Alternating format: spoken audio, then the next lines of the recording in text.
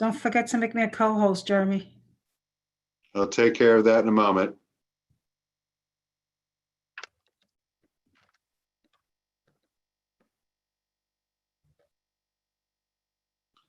And we are live on YouTube.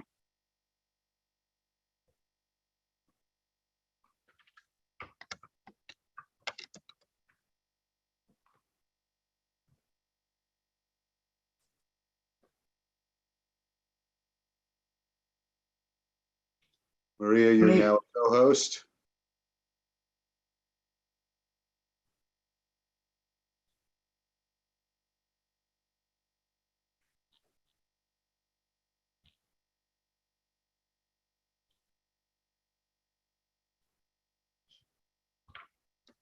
We need 8, Jeremy.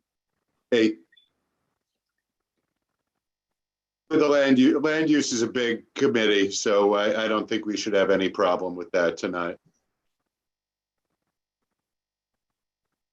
Hi, everybody. Hello, Cynthia. Hi, Cynthia. I just got out of the shower, so I'm not presentable tonight. I don't know what to say to that one. No, I can't show up I can't show up anywhere without lipstick. You need to be careful with that camera then. I know that's the enemy. We've never had a problem with that in our board, but there's always a first time. Please try. I know. It's scary, Jeremy. It's scary.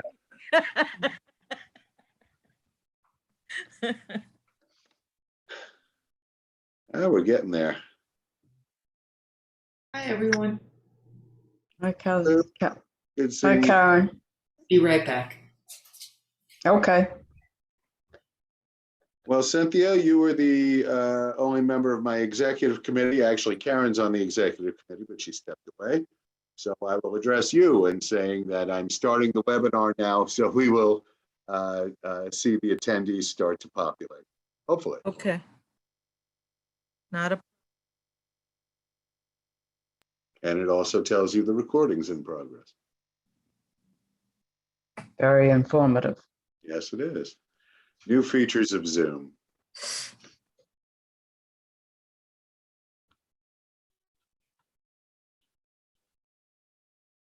One more and we have a quorum. This might be the earliest we've ever done it. Good Very evening. good. I heard Hi, something. Cynthia. Oh, I couldn't tell who it was. Cynthia. Hi, Jeremy. Hi, Cynthia. There's 2 Cynthias here, so you gotta. Cynthia. That's That's right. I assumed it's Cynthia Felix. Yeah. I don't know. So we're happy about that. Thank you.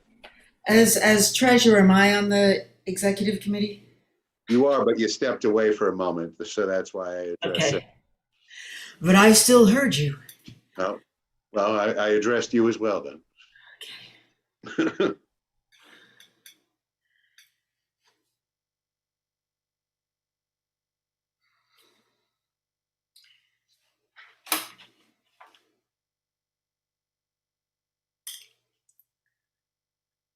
Jeremy, I think we have 8 already.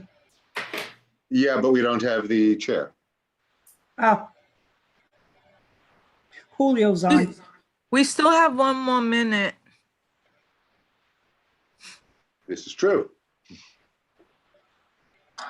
Everyone, I'm still commuting, so bear with me. And I'm sure John Pontelis will be here in a moment, so we could give him a couple of minutes.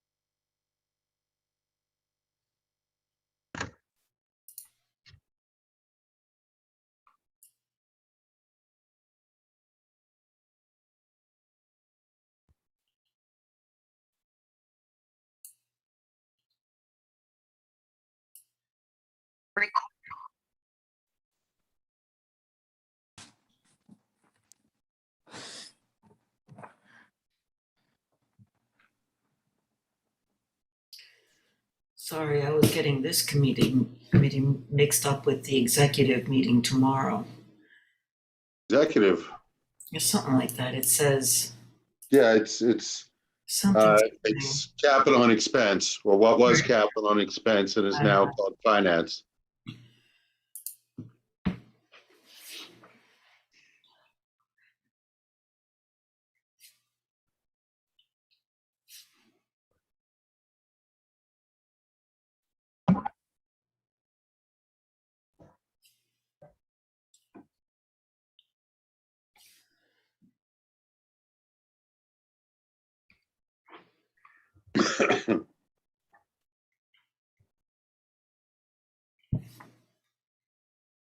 Hello, everyone. Hello, oh, Beverly. Hi, Beverly. It's tough to Hi, tell. everybody. What'd you say? Said it's sometimes tough to say who's speaking. If we have 20 people in a gallery and one person speaks, you got to Yeah. figure out who's talking. I just got on. I'm going to mute myself like everybody else, but I did want to say hello. Thank you. Good seeing you. We're still waiting for leadership, but we'll get there soon.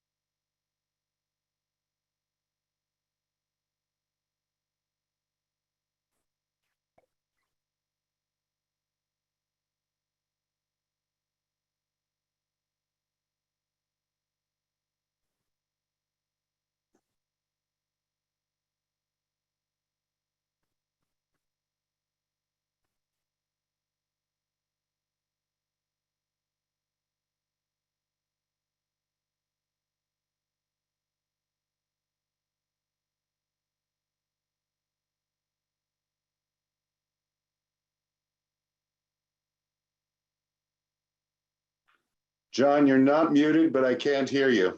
It still says connecting to audio. Try speaking now. Hi, can you hear me? Can hear you now. Sorry. Rented computer. It works. 1 second.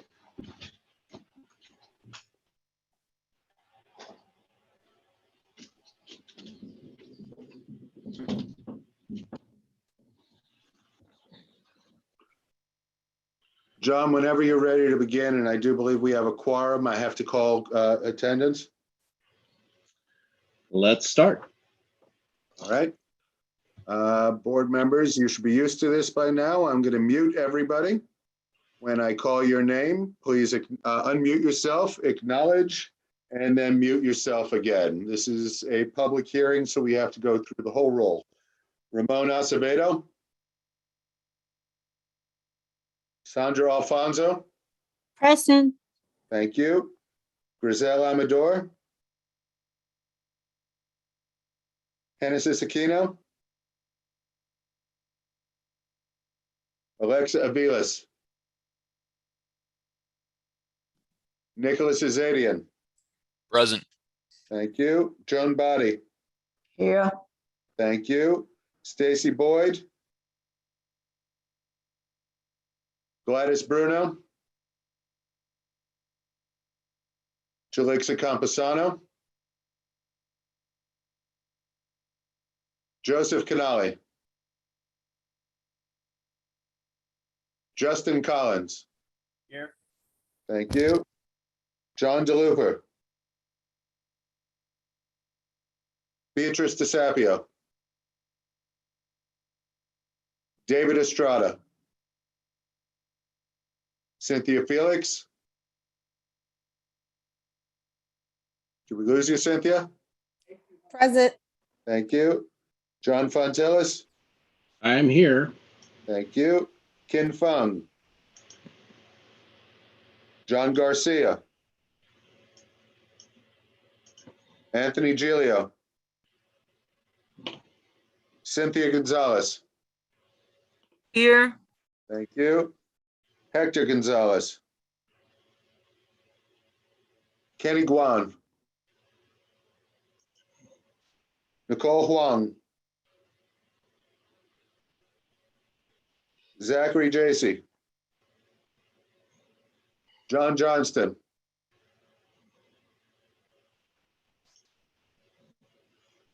John, I see your name. You have to unmute yourself. John Johnston? Okay, we'll try to get back to you later. Beverly Kleinman. Here. Thank you. Wyco. Barbara Lee. Christina Lem. Jimmy Lee. Paul Mack.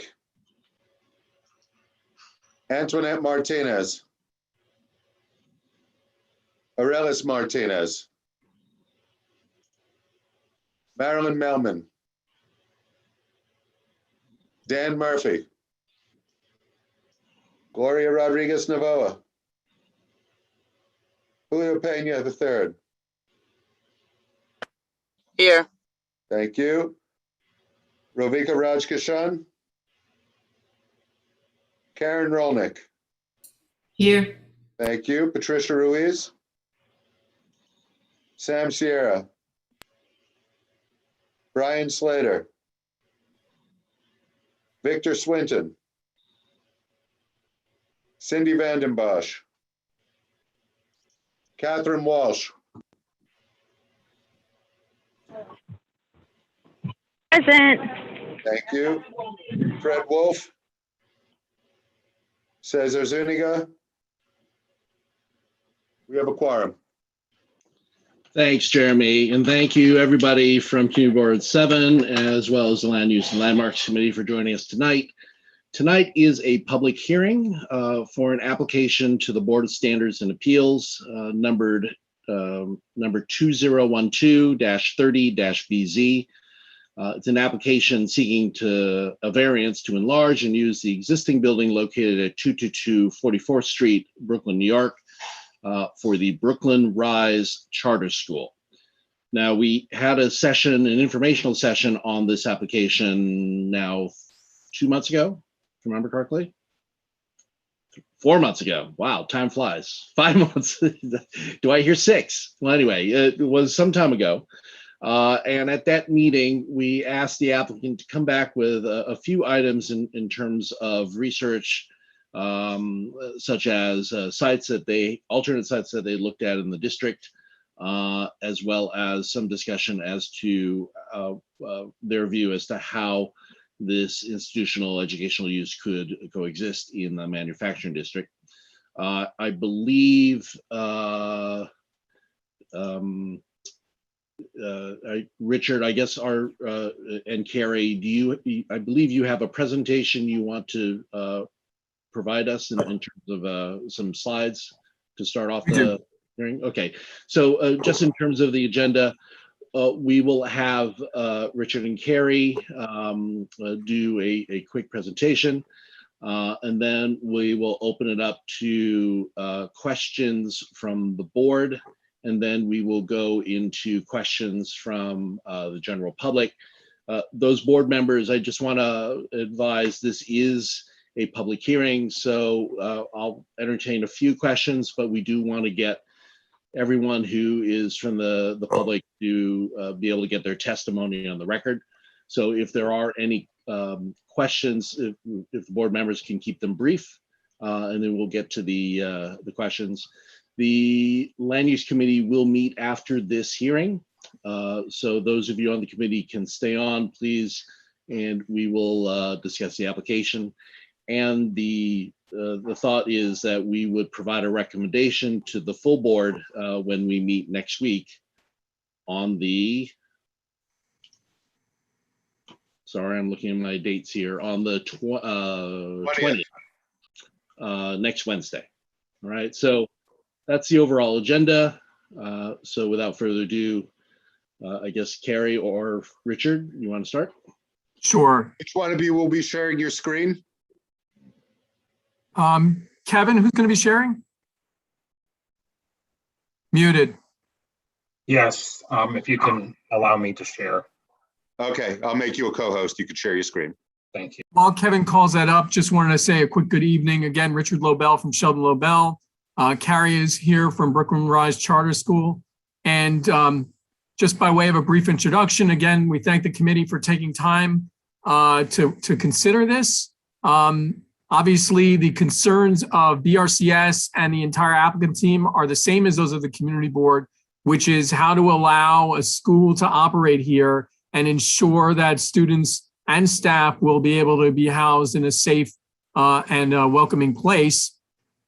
This is a variance application before BSA. As part and parcel of that, and the thrust of the community board comments were regarding environmental review and concerns. And so with that, the presentation you see before you addresses each and every concern that was raised by the community board with regards to environmental issues, including traffic, delivery of the students safely to the school, environmental issues such as air quality and noise.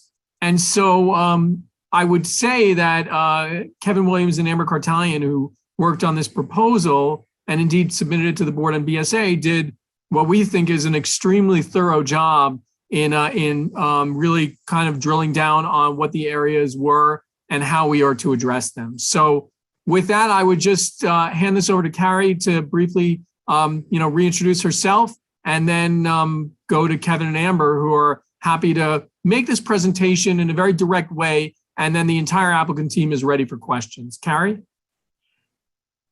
Thank you, Richard, and thank you to everyone on Land Use and Landmark Committee for allowing us to come back again. I know I spoke last time, but I do see some new faces, so I'll try to keep it brief, but I'll just give a quick intro to me and to our school. So I'm Carrie Finnegan. I'm the founder and head of school of Brooklyn Rise Charter School. We were founded, I guess we were chartered in 2018 by the New York State Education Department as a public charter school.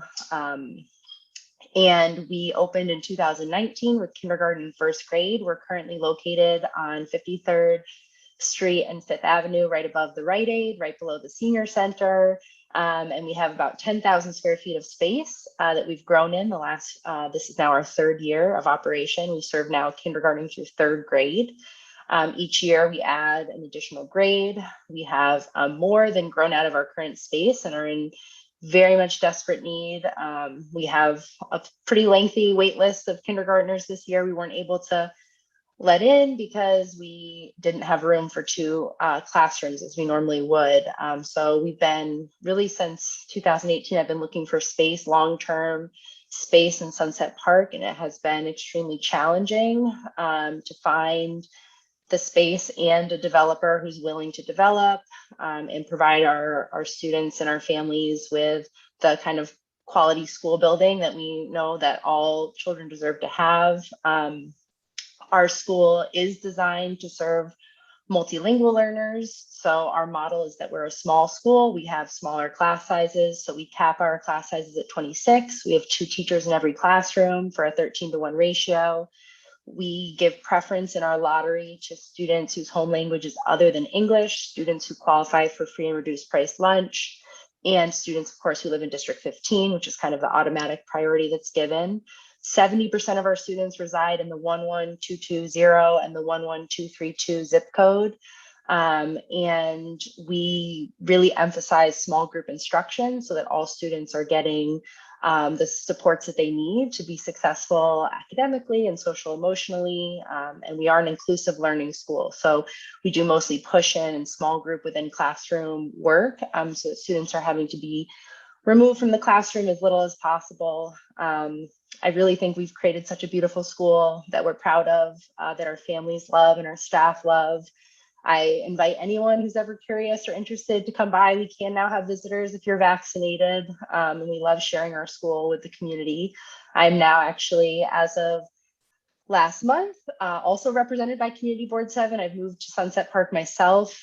Just really excited to both live and work and serve the community of Sunset Park. And that is Brooklyn Rise. And of course, as I know Kevin will be speaking mostly on the analyses and the reports to kind of directly respond to the questions and concerns that came up from last meeting. So I'll definitely pass the mic to Kevin. If throughout tonight there's any questions specifically for me in terms of school operation or management, I'm happy to answer any of those. And I'm also happy to give my email at the end so anyone can reach out if they want to follow up from there. So thank you, everyone. Thanks, Carrie.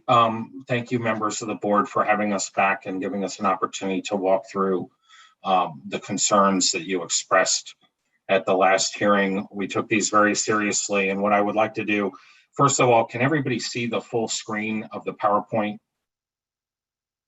right now? Okay, so I know sorry, Jeremy, say that again. We all should be able to, yes. Okay, perfect. So there are a lot of slides here, and I don't want to encumber everybody with all of the detail unless they want the detail. I'm willing to go through as many questions as people have, either on the materials or background to the materials or any other comments. But actually, Kevin, I'm sorry if I may. I would like to keep the presentation relatively short, and will do. It's really because this is the opportunity for the public to weigh in for the hearing. So if understood. So I'll keep it as brief and keep it moving, and feel free, John, to just step in and say, Kevin, move it along. So I'm with you. So the first part of the presentation, just in terms of the school location, we provided a citing letter and criteria that documented this. And I, can briefly go over some of this, but I'll open it up more to questions if the board or community members have it.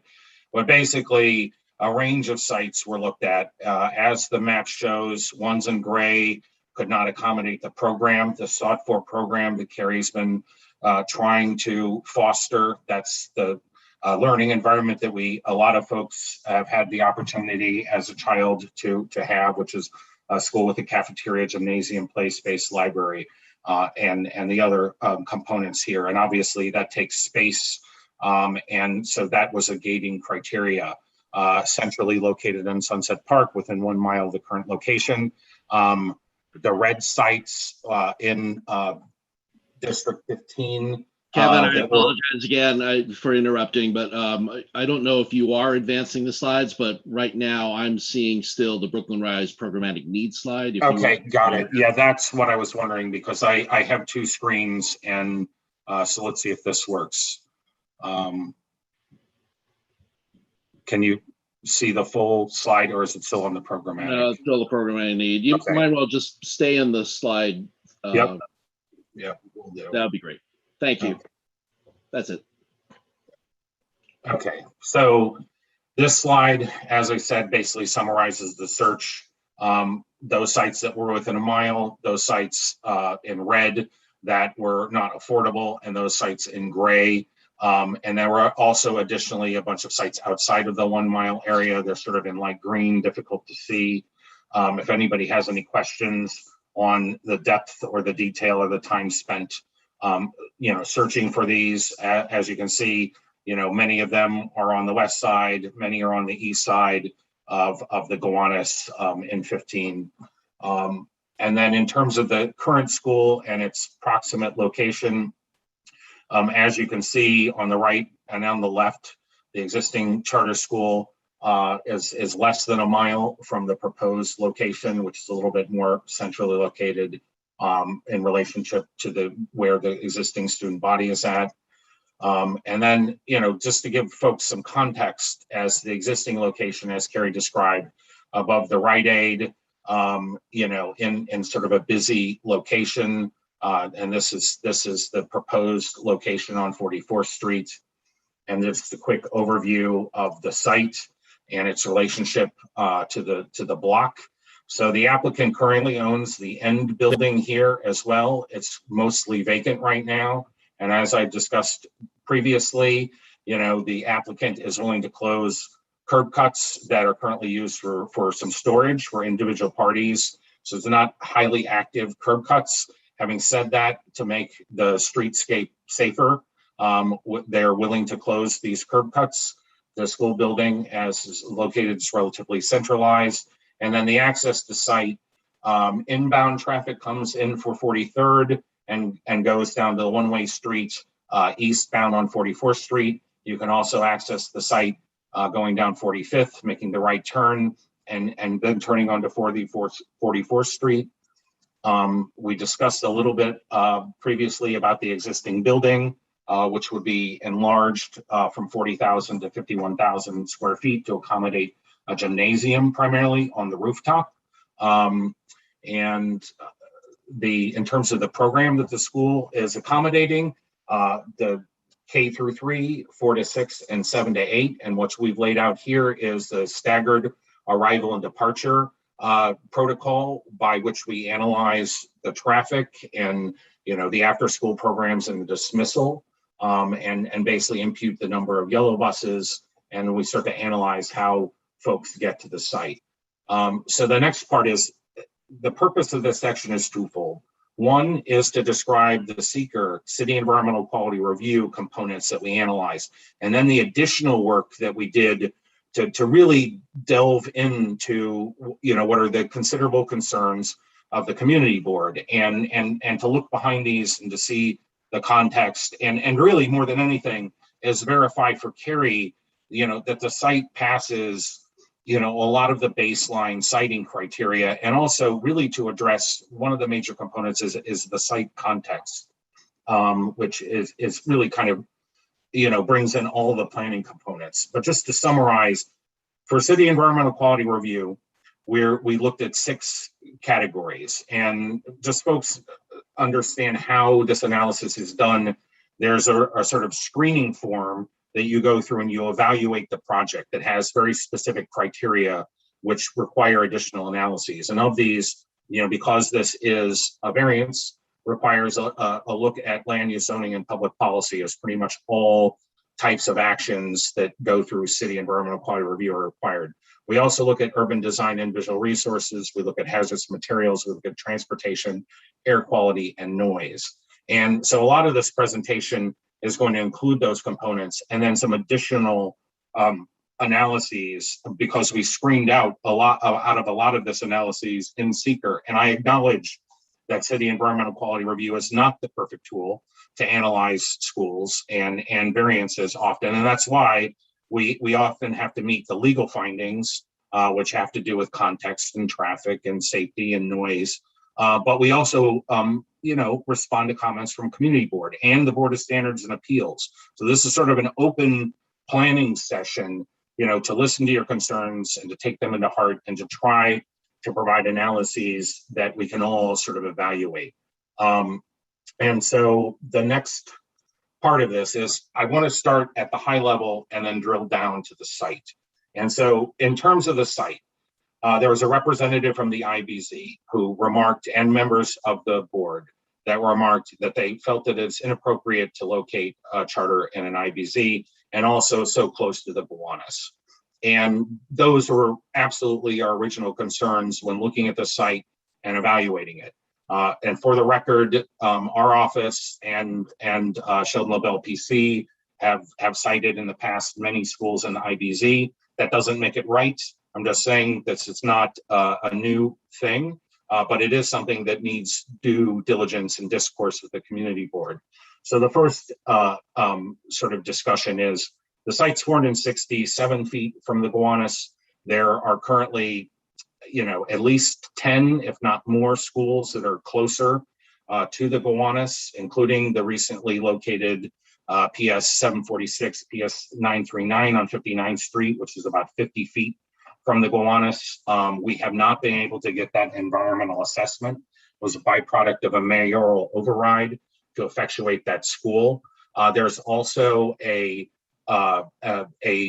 Islamic school, an Al Madras Al Islamia, that's located about equidistant between 59th and 44th Street.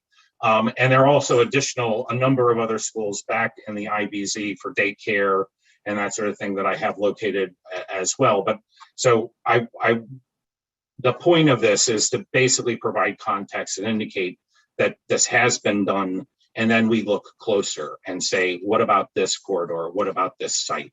As you all know, there are many parks and hospitals and community facilities in this area, as well as a lot of mixed use.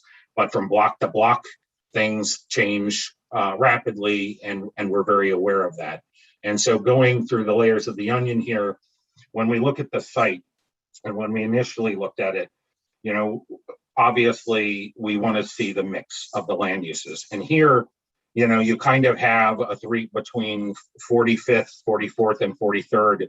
You have a mixed use commercial frontage that doesn't have like doesn't have active curb cuts, doesn't have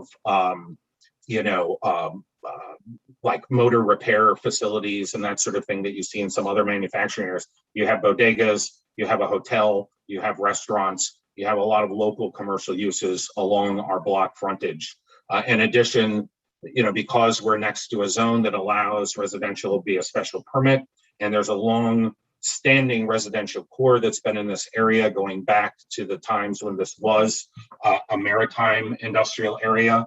And so you have this kind of conduit between the sort of upland part of Sunset Park and this area with a lot of mixed use variety on the block between 2nd and 3rd.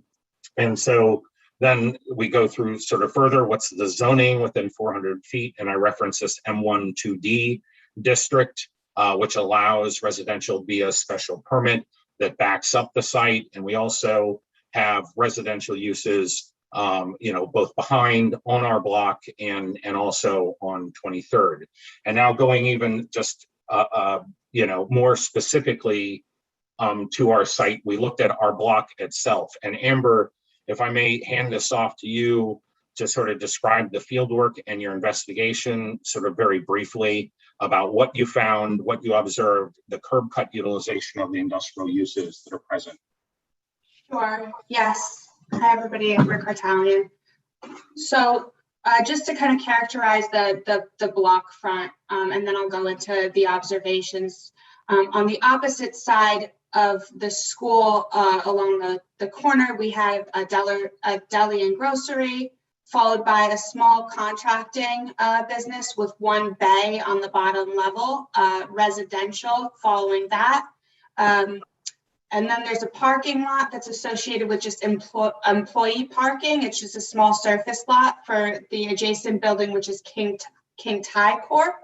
And then there's a Verizon facility, and that has curb cut access on either end of the block, so 43rd as well as 44th, and a vacant warehouse.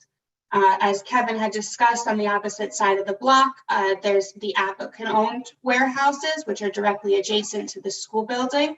You have the school building, and then you have a commercial building that has a cooking school and I believe some custom furniture. IT repair. IT repairs. Following that, you have a small window and glass facility that they don't manufacture anything. They just store the windows and glass and install off-site, as well as a printing facility. And then I can kind of go into the observations of those facilities. If you can go to the next slide, Kevin.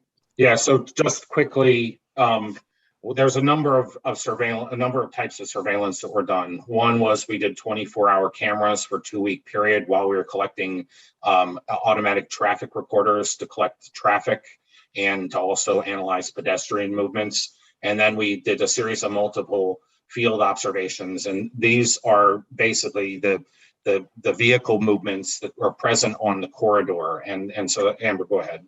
Yeah, sure. Just to capture this high level, we collected data basically on the existing business operations, the vehicular activity on the subject block, and we focused on curb cut utilization, so the ins and outs by vehicle type through all of the subject walk curb cuts, as well as truck loading and unloading activities, where those occurred, what the nature of those were, and any associated sidewalk activity. And we focused on this in the context and understanding of the future operations of the school, keeping in mind, the projected volumes of yellow buses and cars and pedestrians associated with the school, to assess any potential areas of conflict or potential hazards. And we looked at this both ways, the neighboring businesses and the school's potential impact on them, and vice versa. And, most importantly, I was out there all day observing all of this activity with both as a professional, but also, as a mother, picturing my 6-year-old walking on this, this block with me, and do I feel that it would be safe? And the answer to that is absolutely. So the main thing that you'll see here on the right-hand side is that overall, the number of movements in and out of curb cuts are very minor. You have a couple of movements at the applicant-owned site. I think it was 2, maybe small vans loading and unloading from their individual warehouse bays. The majority of movements are actually across the street associated with the Verizon facility. Those are the Verizon commercial vans. And one thing to point out with that is that is a gated access. It's mirrored with safety mirrors on both sides. There's cameras. It's very controlled.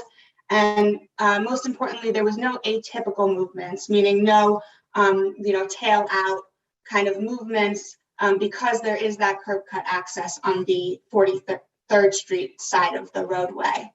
So generally, overall, the observations related to the curb cut, relatively benign, something that you'd see on any street, regardless of manufacturing district or any area of the city that has curb cuts. And the second component of that is, in terms of the business operations, where any kind of loading and unloading activity occurs outside of any kind of curb cut access. And the main thing that we observed was across the street at King Thai Corporation, they did have a morning delivery, and then they did have an evening pickup. Importantly, though, is that those occurred in front of the site by hand cart. There was no forklifts. Everything was loaded and unloaded from the back of the truck. There was no obstruction of the sidewalk, no potential safety hazards there. And I want to add to that. That's the other thing, obviously, we immediately look at, as you see in a lot of manufacturing areas, that pallets are on the sidewalk, that forklifts are maneuvering, that people store their garbage on the street, that people double park on the street. We've had multiple applications that have had such issues, and we've withdrawn them before taking them to the board. We've also pre-screened such projects before DOT, as we did with this project. And we've done a lot of recon to make sure that it wasn't just incidental, that in terms of the times of day. We have historical aerials going back many years, and multiple times of year up until August right now, that don't show these types of obstructions that you would potentially see in other areas of an IBZ. So Amber, if folks have additional questions on this, we can go over the details. Why don't you discuss just one last thing that I wanted to state about that is that the general through traffic was also relatively low. And if you look at the environmental analysis that we did for noise, where we monitor the noise levels and count trucks and cars and vehicle types passing by, you'll see that the noise level, the amount of trucks traveling through that roadway is also low. And we also have 2 weeks of traffic data collection to confirm that as well. Sure. So one of the concerns or comments raised during the last community board meeting was related to flooding. So we have here the 2015 preliminary flood insurance rate map, and then the effective, the 2007s. And as you can see here, the site is not located within 1% annual or a 0.2% floodplain. So despite that, it is located within a coastal zone. So we were required to do what's called a Waterfront Revitalization Program consistency assessment. And that was reviewed and received sign off by the Department of City Planning WRP division. But to take that further, we've actually looked at future projections all the way out into the 2100s. And as you can see here, Amber, this is John. Can you just quickly explain the 1% versus the 0.2%? Yeah, so it's in terms of years. The 1% is a 100-year flood event, and the 0.2 is a 500-year flood event. At the left, what you're seeing are the high tide projections. The site would not be impacted by future high tides, even up into the 2100s. And on the right hand, what you're seeing is that lighter blue color is the 500-year. That's the 0.2%. And it kind of, I think, just skims the edge of the site, but does not encompass it. And that's all the way out in the 2100s. That's the first time you even see it touching either the 500 or 100-year flood. Right. So on this, wanted to point out, so the seeker analysis, it would basically stop at the fact that it's not currently in a 100 or a 500 year. And so I asked Amber to go and analyze what's called using the flood hazard mapper under the Waterfront Resource Planning application, and to basically project those tidal surge, the future floodplain, to properly analyze it. And obviously we've seen Ida lately and that sort of thing.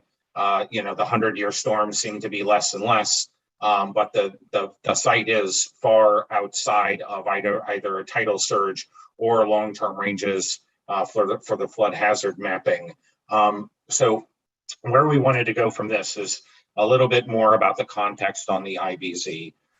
So just to summarize kind of the information and the siting criteria. So I agree that IBZs and manufacturing areas should be maintained, and that you should be very careful about siting uses that are not manufacturing. However, there are instances, particularly in this case, where you have this long existing Southwest Brooklyn, what has now been mapped in an IBZ, but it's been a long sort of post-industrial and, when it was booming industrial maritime location. That location of that IBZ and the folks here that have worked, with say Uprose and the community to provide for the waterfront planning that's gone on for the Brooklyn waterfront, this has been an obstacle to providing upland connections. And so the question here is there a way to introduce such a use within the context of planning efforts and not setting a precedent, but establishing clear siting criteria based on the unique location characteristics of this site. And so, as we noted, this particular corridor has light traffic. It does not have heavy semi use. It does not have regular uses of curb cuts. The buildings are all quite old. If you go back historically, you can see that there has been a lot of vacancy on this block, which, we work in all parts of the city in manufacturing districts, and you would be hard pressed to identify a site where a new manufacturing use with a new building retrofitted for modern needs has been provided, because you have to demolish, you potentially have to remediate a site, and then you have to make sure that it can accommodate either warehousing or trucking operations, light manufacturing or industrial. This is a very old building. It simply cannot be maintained for the use as intended by the zone. And you can also see that on this corridor as well. There are no quote unquote substantial manufacturing uses present on this block. Most of them are commercial, because those are the uses here, given the location and the buildings that are present in the site.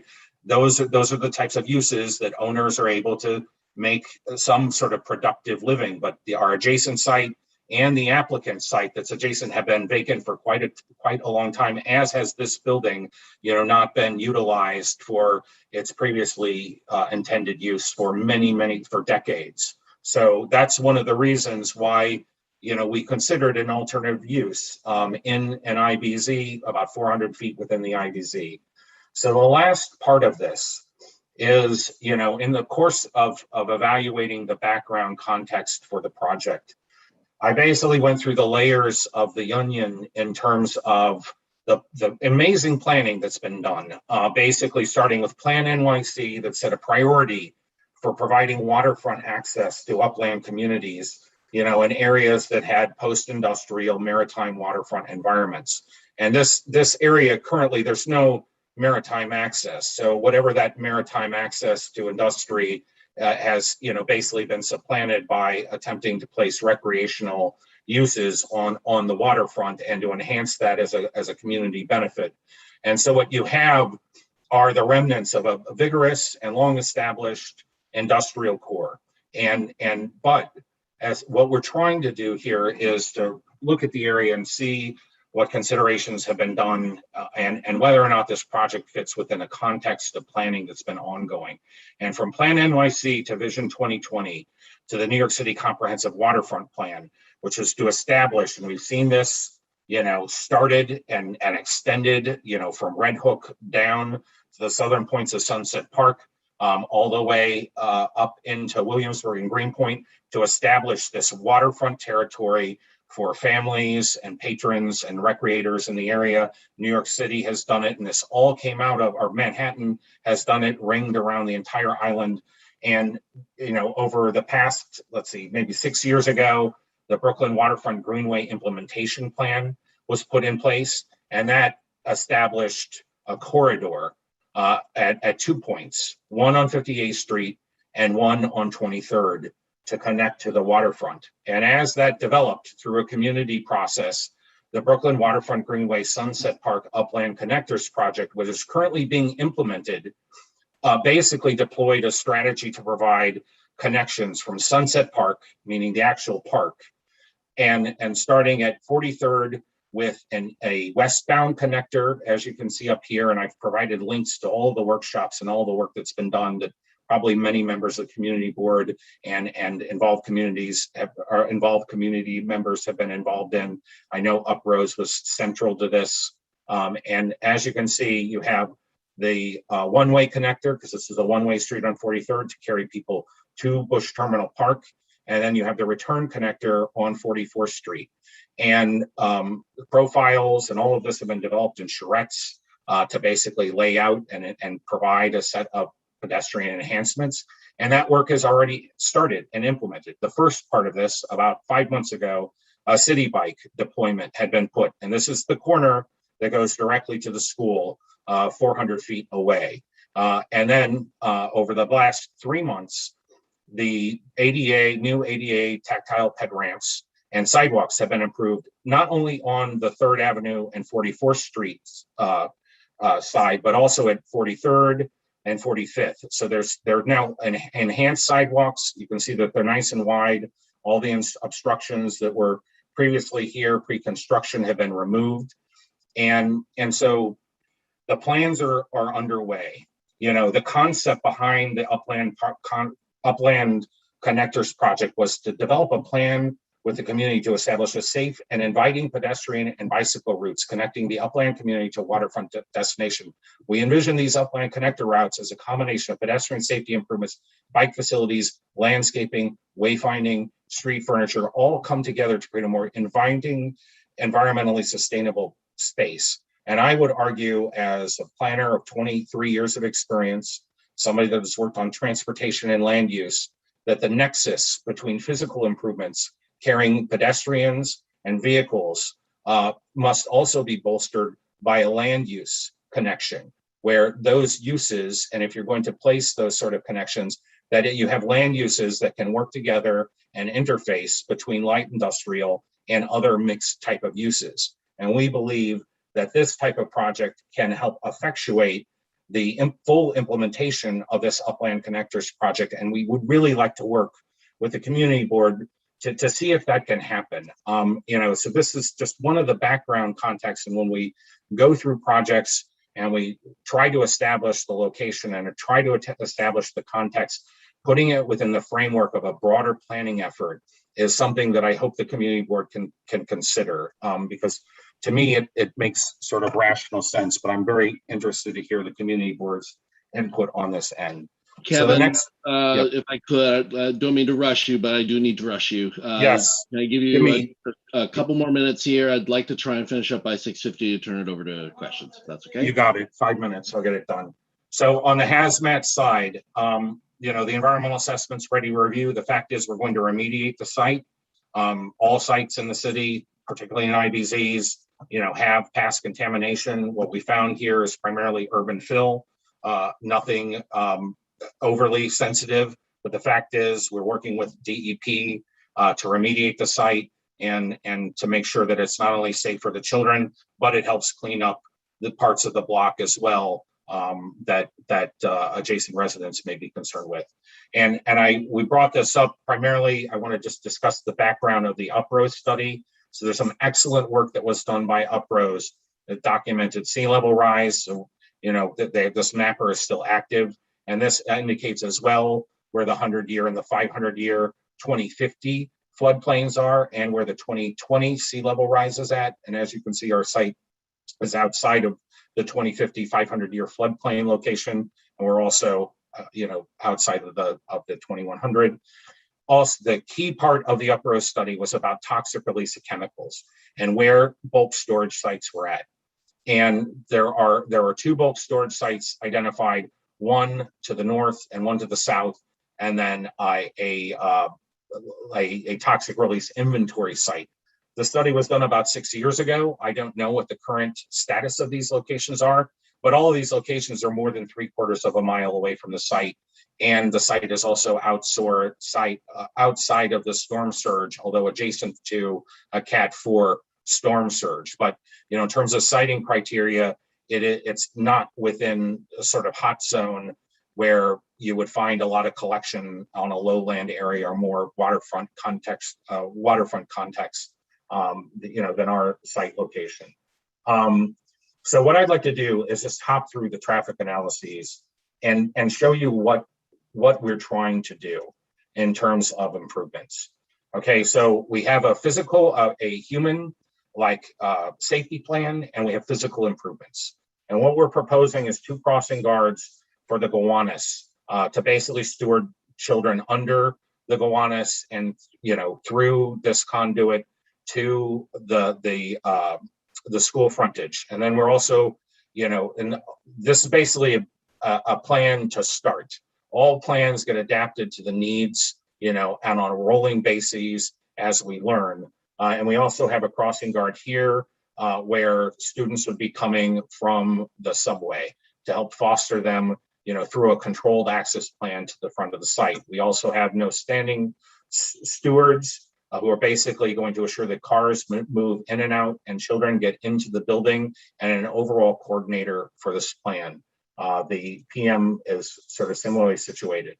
Then we have a list of physical improvements that we are proposing to help complete this connection to the current ongoing work from the left to the right. We're proposing to mirror the ADA ramps that have currently been put in place on the west side on the on 3rd Avenue and 44th. We're also proposing a bulb out here, which is one of the recommendations that comes from the Upland Connectors project, to basically provide more alighting area for students, to protect students crossing from traffic that may be exiting the parking lane on the opposite side of the street, and provide a barrier from parked cars that may be backed up against this area with a curb. And so that serves a lot of, you know, positive elements in terms of enhancing the safety and providing more of a pedestrian realm. And then we have the no standing zone. We're going to close all of these curb cuts that are adjacent to here. And we're also going to be proposing ADA ramps to complete this connection on both sides of 2nd Avenue, even though we don't have major pedestrian traffic in those areas, but it creates even a more safe corridor. But the key part of this is improving the Gowanus Expressway. And if anybody's been out underpass, if anybody's been out to the 59th Street job, the school that's there, you know, you have a through 3 lanes of traffic underneath the bridge. Here we don't have that. right? So you have actually 9 lanes of traffic that students are having to cross to get to that school from the Upland part of Sunset Park on 3rd Avenue, 59th to PS 939. Here we don't have that. Then I've also put a Jersey barrier and improved the sidewalks. But in comparison, this is a much more. Can you show that slide?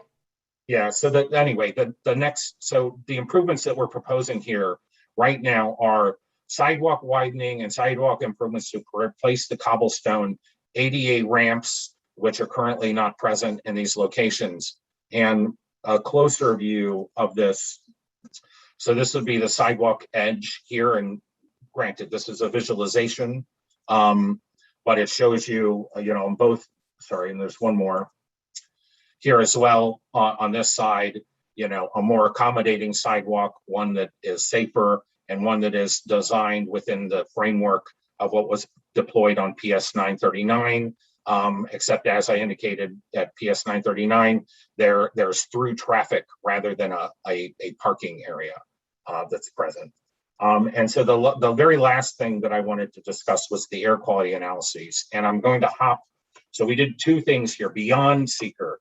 One, we used the 11-year analyses from the community air monitoring survey from the city, where they located community air monitoring stations all over the city, including in Sunset Park. And then they used regression modeling to locate the various pollutants that are estimated at every single sort of pixel. So we're able to go to our site and analyze what the PM 2.5 was, what the nitrogen dioxide was, the sodium dioxide, the black carbon, the nitric oxide, and the ozone. And in all cases, I know it's probably going to be hard for folks to believe, but everything at this site is well below both World Health Organization and EPA standards. And New York City, over the past 11 years, has seen dramatic improvements in PM 2.5 comprehensively across the city, as well as all of these other pollutant categories, because of various initiatives that have been deployed by previous administration, as well as the advent of low sulfur diesel and electric vehicles, and standards for fuel oil. And some of the heat maps that we prepared. So the EPA, the World Health Organization standard, which is far higher in terms of, or far more stringent, is 10 microns or parts per billion. Our site is at 8.374. As you can see, their Midtown Manhattan, Lower Manhattan have significantly higher levels, but there's no location in the city right now that is actually above the EPA standard of 12. In terms of nitrogen dioxide, we're about half of the EPA standard, approximately near half of the World Health Organization standard as well. And again, black carbon is a component of PM 2.5, but we broke that out. Black carbon actually in this location is, basically equivalent in terms of a lot of areas of the city. There are not major standards internationally on what threshold levels are safe for that, but I pulled multiple scientific articles about that component, and we're well below safe threshold standards for children and people with breathing issues. Ozone as well, as you can see, our site, most of the ozone issues are on the outer edge of the city, sort of south of where LaGuardia Airport is at. And our site has quite low compared to EPA and WHO standards for ozone. And then nitrogen monoxide as well, which is a component of NO2, is also below World Bank Group estimates that an average level of 100 microns is safe. And then the very last slide that I just wanted to reference is, we all see these air quality index things on weather channels. They're very easy to understand. Basically green is, completely satisfactory. Pollution poses little or no risk, and it goes up to 300. And, if folks have been following all the forest fires and everything, those forest fires, drifted across the nation, affected every single area of the United States. But we do have a spike that was in the middle of basically July and August that was experienced everywhere in the Northeast that was related to those fires. But for the most part, you have 230 days in the green at this site, and then the annual pollutant levels, and bear in mind, these are based on the AQI index, which up to 50 is considered good or healthy air. 14 PM 2.5, 13 PM 2, 4 NO2, 27 404 ozone. And then finally, we also went out to the site. We did what's called dust track monitoring to basically analyze the PM 2.5 at the site live in August when you have the worst PM 2.5 levels anywhere. And what this analysis shows is the threshold in terms of microns is 0.0875 is the healthy exposure limit for 1 hour. Every hour, we're well below that standard, from the active times of day. And so that concludes the presentation. We can discuss noise that is needed. And I just wanted to conclude on this that, there are better ways to plan a project, than battling back and forth. We don't want to feel like that is the case here. We have a school, we have a client, we have an applicant team that's very experienced in working in these types of projects. If there are means and measures that we can work with the community board to find a resolution that satisfies the concerns of the community board members, we are happy to work with community board members, individual groups, DOT to steward, a resolution to this process and to build a school in a location that meets the hoped for goals of the community board and Carrie and her children and staff. So thank you very much. Thank you for the extra time, John. I appreciate it. All right, thank you, Kevin. Richard, if I could just ask, you're in right now in your application is at BSA. Correct. Will be shortly, or it's registered, and your hearing is scheduled for when? We've had our initial hearing. Amanda, when's our next hearing? We didn't get the next hearing date yet. We're waiting those dates. Okay. Okay. So I just want to confirm the variance you are asking for is what? If you could just summarize it. So sure, there's 3 waivers. One is a general use waiver. So we're in an M district, and in M districts, you are not permitted to have residential or community facility uses such as schools. The footage here, square footage here, typically you can apply for a special permit within 400 feet of a residential district. If you're in an M district, we're at 490. So instead of applying for a special permit, we're applying by means of a variance. We're asking for use, we're asking for rear yard, and then we're asking for a waiver of 4343, which is height and setback for the additional story on top. To note, there's the bulk of the project, meaning the actual square footage, what we're asking for in terms of square footage is within what we're permitted. It's actually probably a little less, but it's more like how we configure that bulk on the lot that requires those 2 bulk waivers. Okay, great. Thank you. Let me just say that, obviously we appreciate very much your efforts to answer the board's concerns. It seems that you have taken our concerns seriously and have made a good faith effort to address them.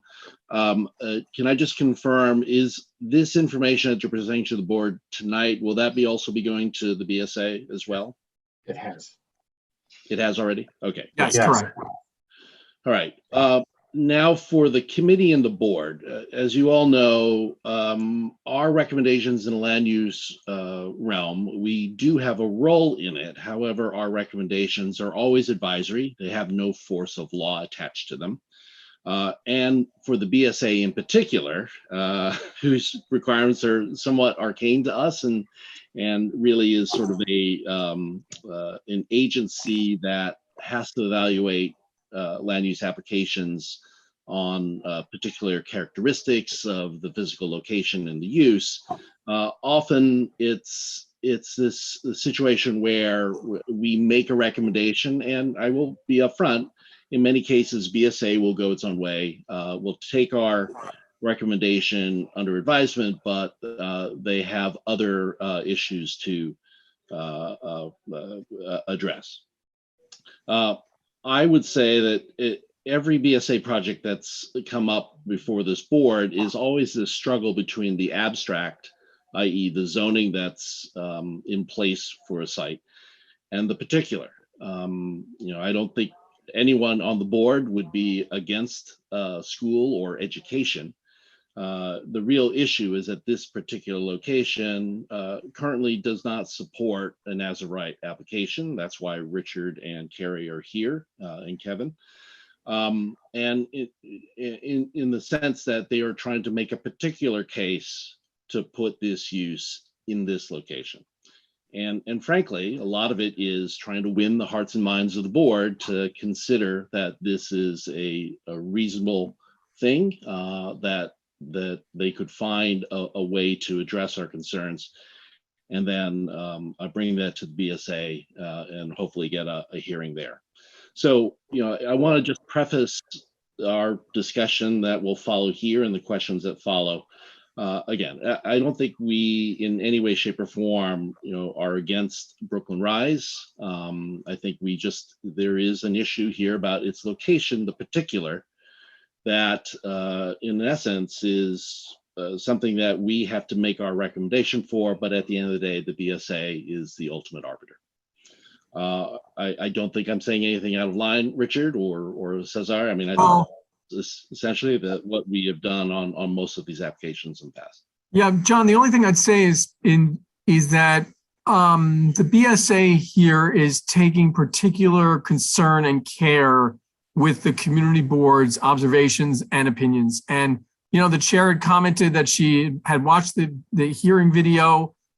So they're dialed in and their goals are united with our goals, which is we'd like to do this with the blessing of the community. And, when we talked to Carrie over the last months and dare I say years, the truth is that she's part of Community Board 7 and is educating over 100 kids above a drugstore. So the legal part of this is that schools get a beneficial view at BSA. The case law supports that there is a presumption in favor of schools that they're going to benefit the area. The only part I'm going to correct you on, John, is that the BSA does really care about the community board's concerns here, which is one of the reasons why when Kevin took this on, and I say took this on because he and Amber really did a lot of work, as you can see, they really wanted to go to specifics. They wanted to be able to answer every question that was raised and would be raised. And so that's kind of why we're here. Well, Richard, from your lips to BSA's hearing room, I would love to be able to believe that, but I will stand to be corrected, hopefully in the future. All right. So what I'd like to do is touch base with committee members.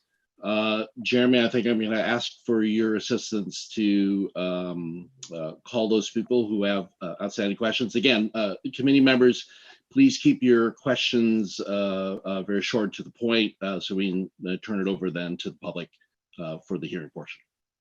So we ask that folks use the raise hand function. I will call you in the order that your hand appears. Attendees or members of the public, you could also use the raise hand function, but you are in the next section of or next round of questioning.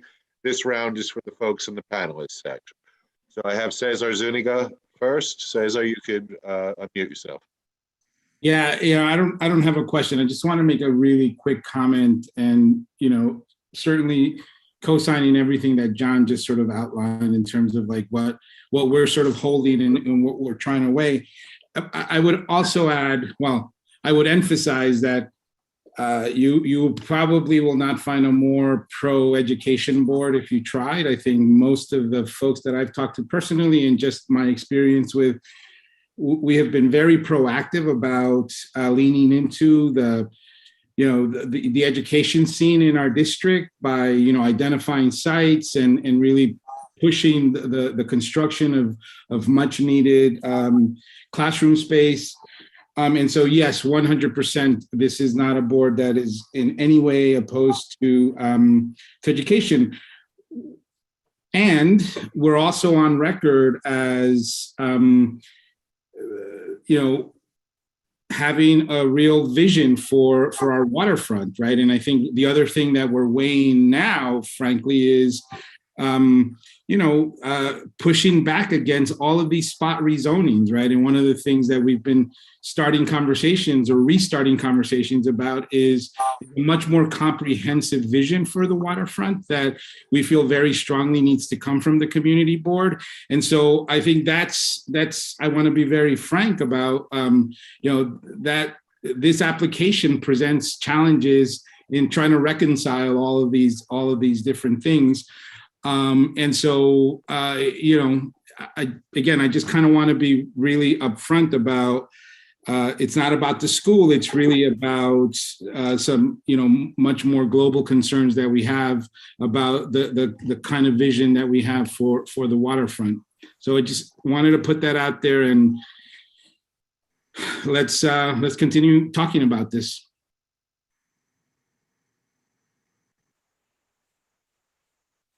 So I have Cynthia Felix next.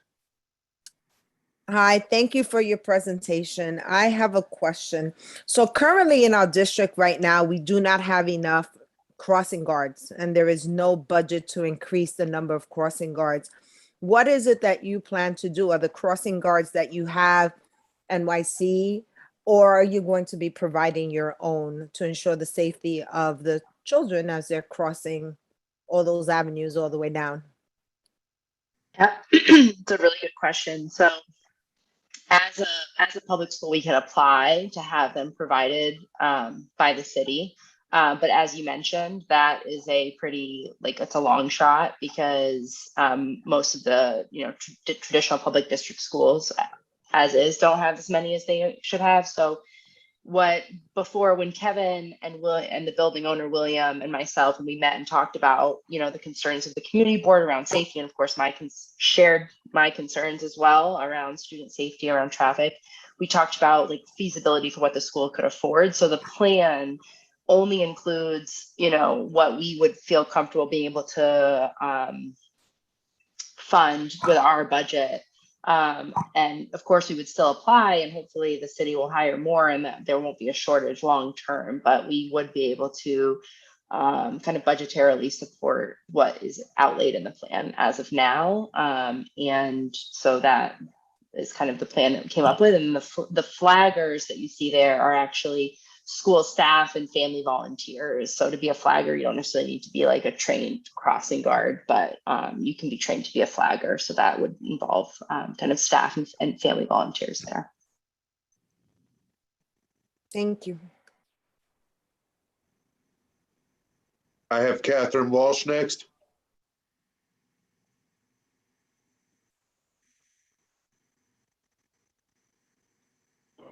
Sorry, I was trying to unmute from my phone. I wanted to just ask specifically, Carrie, you talked a little bit about the safety and having moved to the neighborhood and being down there and feeling like you felt safe with your kids and crossing. And Cynthia's just asked this very specific school crossing guard question, but what about 3rd Avenue and crossing makes you feel safe? Because the thing that we are dealing with, that everyone has said, is that this presentation is not just coming as a single project. We're evaluating this in the context of transportation, last mile trucking issues, the rise in trucking, e-commerce. And we are thinking about the kids and what is happening in this community and safety, and that's our responsibility. And there's been a failure from the city, from the agency, specifically DOT, to do anything. And the framing of the presentation that I took from Kevin was using the school as a way to sort out and kind of make progress on these connection issues. But they're kids, these are kids' lives, and this is safety, and this is public health. And the framing around using this school and this project as a tool does not sit well with me, makes me feel really uncomfortable, because again, this is about kids' lives. So I just want to know, Carrie, you are a mom, you're a teacher, what makes you feel safe about Third Avenue and what's going to happen. And it doesn't matter that other schools have been given permission. We are trying to make a decision on the specific project. So what can you be more specific about it? Yeah, thank you, Catherine. So specifically for me, I mean, I'm a new Sunset Park resident. I've been working in Sunset Park for, I guess, for 5 years now. You know, it's not just for me personally in terms of, yes, I have a 3-year-old son and we walked down across Third Avenue just last weekend. And, you know, mostly when I spoke, especially last time, about safety, families feeling safe, it was in part, I was emboldened because when we had a family meeting with all of our founding families about this school site and we took a vote and families had a opportunity to discuss and the site, you know, because before I moved forward with going to lease on it, I wanted to make sure our families were supportive. Families were really, I was hearing from families that crossing Third Avenue was not something that was like out of the norm or unusual for them because of Bush Terminal Park and the fact that there is waterfront access there with baseball fields, soccer fields, park usage. And so when I shared your concerns, and crossing Third Avenue is certainly not, you know, an ideal world. I think I mentioned this last time that we had kind of avoided going to lease on this site a number of times, trying to find any other option that was viable, and only really returned to it when we felt confident that the developer, in this case, William, had a really strong plan for how we could ensure safety. And so kind of to answer your other question too, around like using the school or students, I think more so the way that we were thinking about it and from Kevin's presentation is like using the resources. So we have a developer who's really engaged and wanting to help make sure, obviously, that our school is beautiful and safe. And so using the resources of the school and the developer to help things like improve the pedestrian crossing there with the ADA accessible ramps, and making just kind of that whole crossing corridor safer is something that the school and the developer who's involved in the project would like to partner with the community to help move forward, because Kevin said, and during his research, he found that this was actually a plan that the community had already come up with around trying to do this Upland connector, and that perhaps with partnering with the school that we could be supportive in that. But I certainly agree with you that I in no way would want our school to be, you know, doing anything that would be unsafe or putting our students in that situation at all. And so again, I did cross Third Avenue last weekend with my son. I'm not here to tell you that it feels, you know, it's obviously a really busy corridor with a lot of traffic. And I was there on the weekend, which might have less. Which is why Kevin and his team, and again, really appreciative of you and the rest of the community board for pushing so hard in June, because that pushed Kevin and his team to do even more thorough analyses and investigations of the safety of the site.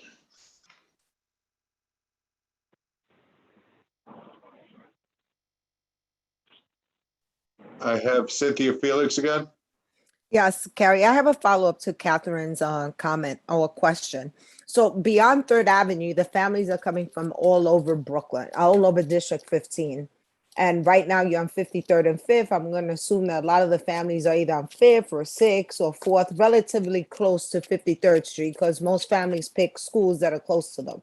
This is now going to have them, if I live on 6th Avenue, I have to cross 5th, 4th, and 3rd.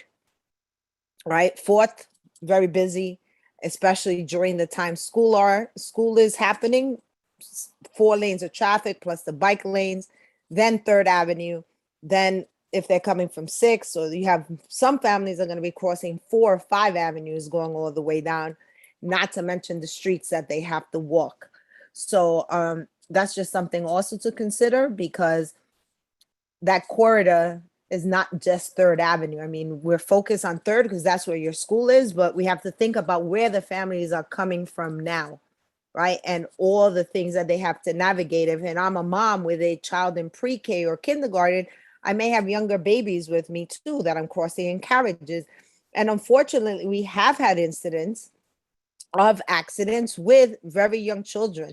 And that's why we were concerned when other schools were going to be on 3rd Avenue, because it's beyond the 3rd Avenue, right? We have to think of where they're coming from and navigating all those traffic. And like Catherine said, with the last mile trucking and easy access coming off the Belt Parkway and other schools and school buses, it's just seems like it's going to be a lot for some parents who tried to navigate. And don't believe they would be eligible for busing unless they have special needs. Yeah, so it's a really important question. And I think one thing that you touch on is that, we did do a transportation analysis with our current student body as to like, how do you get to school, busing, walking? And obviously the pitfall with that study is that could really change based on our site change, because even though it's within a mile of our current location, it's pretty significantly different location. And so what I would say is that the kiddos who choose to walk or bus, or if they get dropped off by car, depending on what the family chooses, that really might shift with the new location. But it's still something that obviously we need to be ensuring that all students, regardless of which way they're getting to school, are able to get there safely. And busing actually is very generous. We do DOE busing. So as the same as any other public school, we use the DOE's yellow school bus service. And students that are actually within a half mile. So we have students currently who live on 6th Ave. So we're on 53rd and 5th, and we have students who are eligible for busing who are on like 6th and 45th. So like very close. So there are families, I just imagine there might be some more increase in families who aren't currently busers, but they might decide to opt into being bus students, both because with their distance, they might now be eligible, even though they're currently not, or their families, to your point, it is too difficult to walk the kiddos to and from school, so they might opt into the bus service.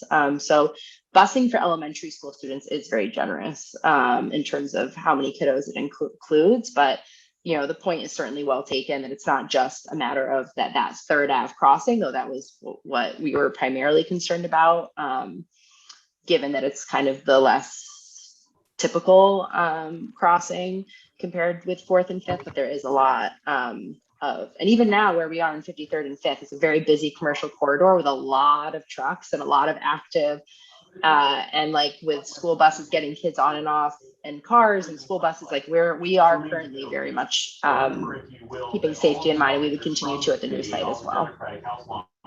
And if I might have a moment, I do think that that's a very important question, and that Catherine's practical question about whether you feel safe is very important. And one of the things that I just want to provide some context. The reason why we focus on 3rd Avenue is not only the obvious, but also the fact that there are some 40 schools on the 4th Avenue corridor where students are already having to walk upland from 7th and 5th and 6th and all manner of schools from pre-K to high schools. And there are a lot of crossing guards deployed along 4th Street. But so the additional leg is the 3rd, right? The as of right schools and the abundance of schools and the Sunset Park Upland location, basically what they're being encumbered with is additional passage across 3rd Avenue. And so the idea was to deploy safety personnel and to improve the crossing and not to use the school somehow as a shield, but to build on the efforts that this community board has worked on for the past 7 years to provide a safe upland connection for children and families to cross to the waterfront. And so I brought that up as a contextual issue, not as a manner of indicating that children would put a flag in the area and conquer it. So I just wanted to note that context, that as you indicate, yeah, there's a long walk for students that are coming from 7th and 8th, but those are also the same students that are and parents that are walking their children to 4th and to locations that are just outside of 3rd. As I indicated, there's at least 8 by my count on the red dots on my map that are within 100 to 200 feet of the Gowanus.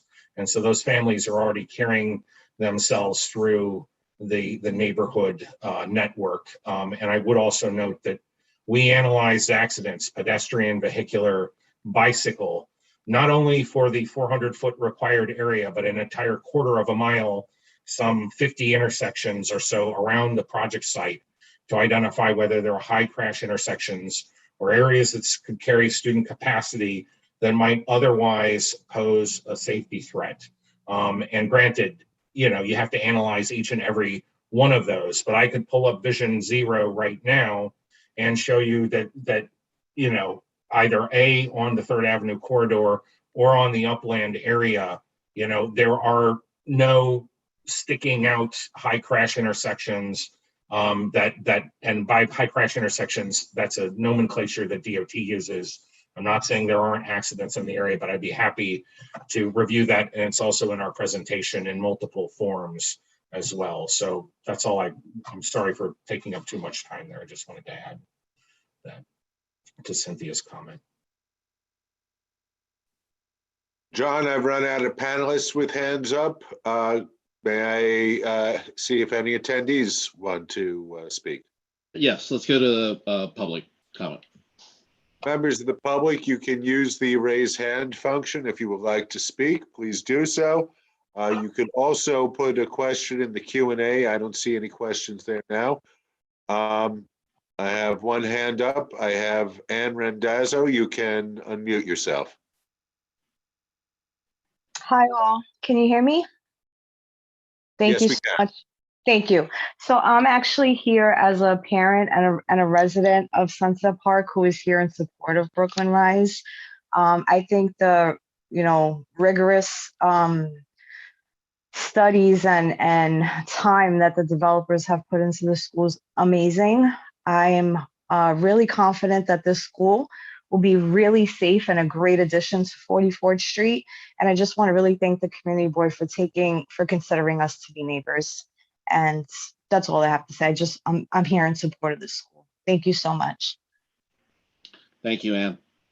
Thank you. And I showed my Sheepshead Bay upbringing there by calling you Randazzo instead of Renazzo. Everybody does it. It's okay. Everyone does it. Thank you. No problem. Brady Michelle, you can unmute yourself. Hi, can you hear me now? Yes, we can. Great. Brady Mikesel, I'm the Economic Development Specialist with the Southwest Brooklyn Industrial Development Corporation. So I was with you all last at the June meeting as well. So I won't reiterate that series of concerns that we had about putting a school in the middle of a thriving industrial area.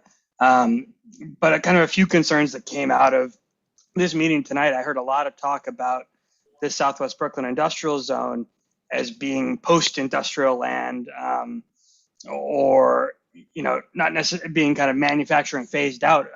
We serve hundreds of businesses in this community, and it is very much a presently industrial area, not a post-industrial area.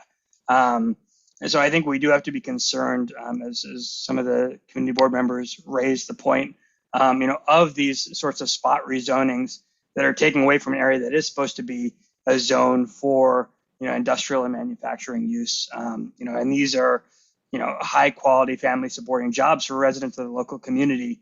You know, and I worry that, you know, putting alternative uses into an industrial zone, you know, could threaten, you know, the amount of land that is reserved for industrial. And, you know, as you saw in the presentation today, you know, you saw schools that were cited, you know, along 3rd Avenue and within, you know, 100 or so feet of this current site as reason to incur even further into an industrial zone.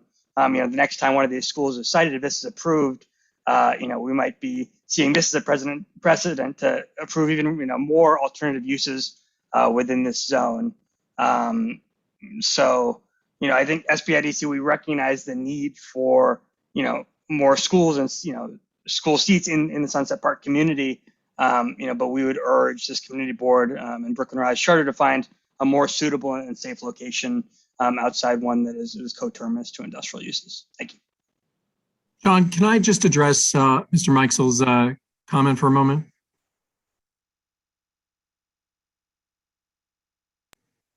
You're muted, John. Just very quickly, Richard. Sure. So just to say, the nomenclature's off. Spot rezonings, which this is not, are illegal. Basically means that you're rezoning a parcel contrary to a well-considered plan. By law, those basically cannot be done. They violate zoning law. This is not a spot rezoning. This is a variance application. It's a waiver to allow this use, which would normally be allowed within 400 feet of a residential district, to be located within 490 feet. So it's an additional 90 feet. The BSA has previously granted variances and waivers to schools who want to locate in IBZs. And just the only other thing I'd say is, again, we're expressing a willingness to work not just with the community, but also with Mr. Mikesell and the business community. And to the, I understand from Kevin and Amber that they've looked at detailed studies regarding whether or not there are truck routes which go before this property, even as far as looking at noise generated. And they know that that this property and this school can coexist here within the IBZ. So again, we appreciate the comments and we'd like to work, with the interests of the IBZ, but this is not a spot zoning. This is a waiver solely for use beyond 90 feet from a permitted boundary. Thanks. All right, thanks, Richard. I don't want to turn this into a debate, but Brady, if certainly we will welcome testimony if you want to submit that. Certainly, we've received that from SBDIDC previously. I want to just keep going and get everyone else who's has their hand up to speak. Okay, Jeremy. Sorry, I was on mute. I have John Johnston next. Hi, everyone. I'm as a member of the community board, I fully support this variant, and I think a lot of this variant and not wanting to do this is because the anti-charter school movement that's throughout the city.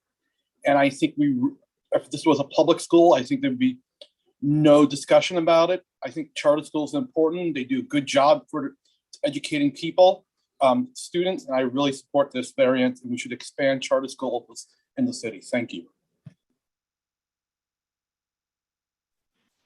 Thanks, John.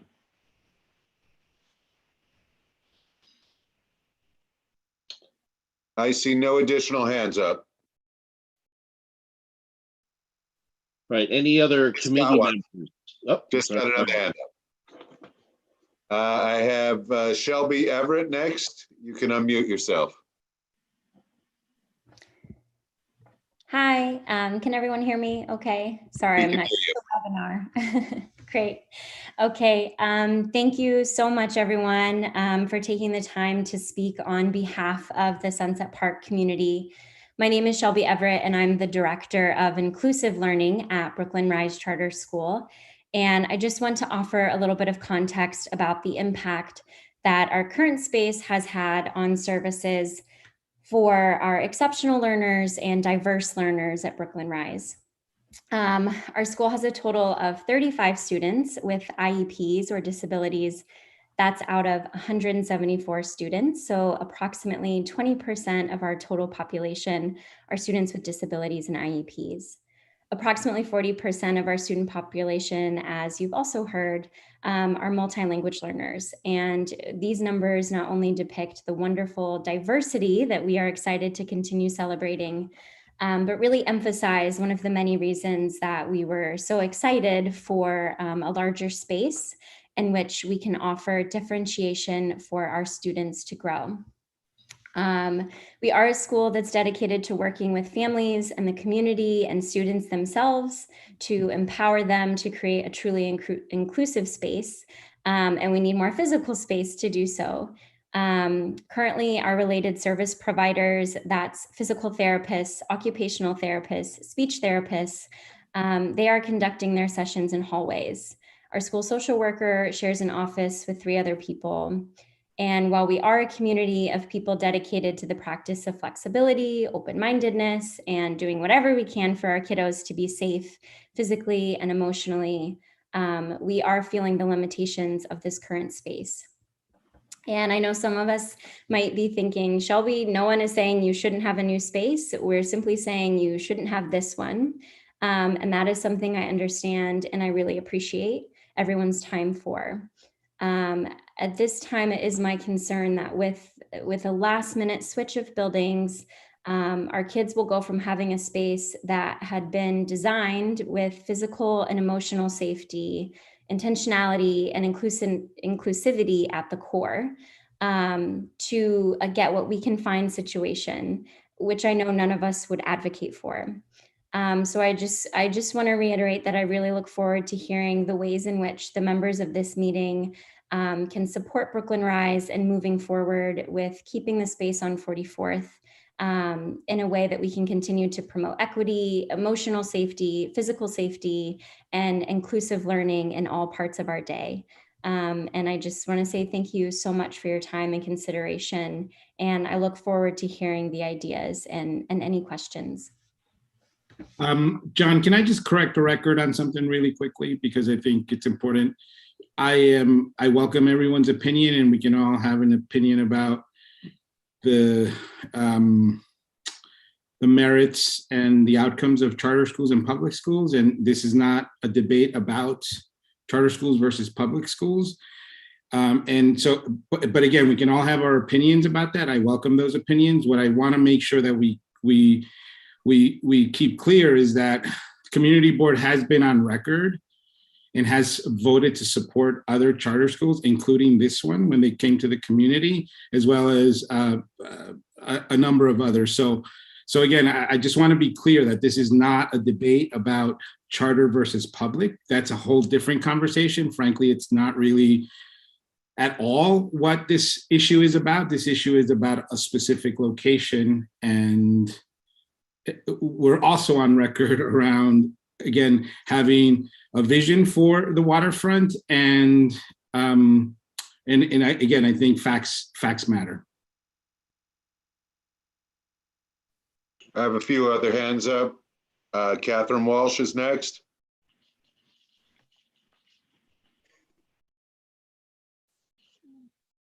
Jeremy, can I go after Julio and the other folks haven't gone yet? Sure. Thanks. Julio, you're next.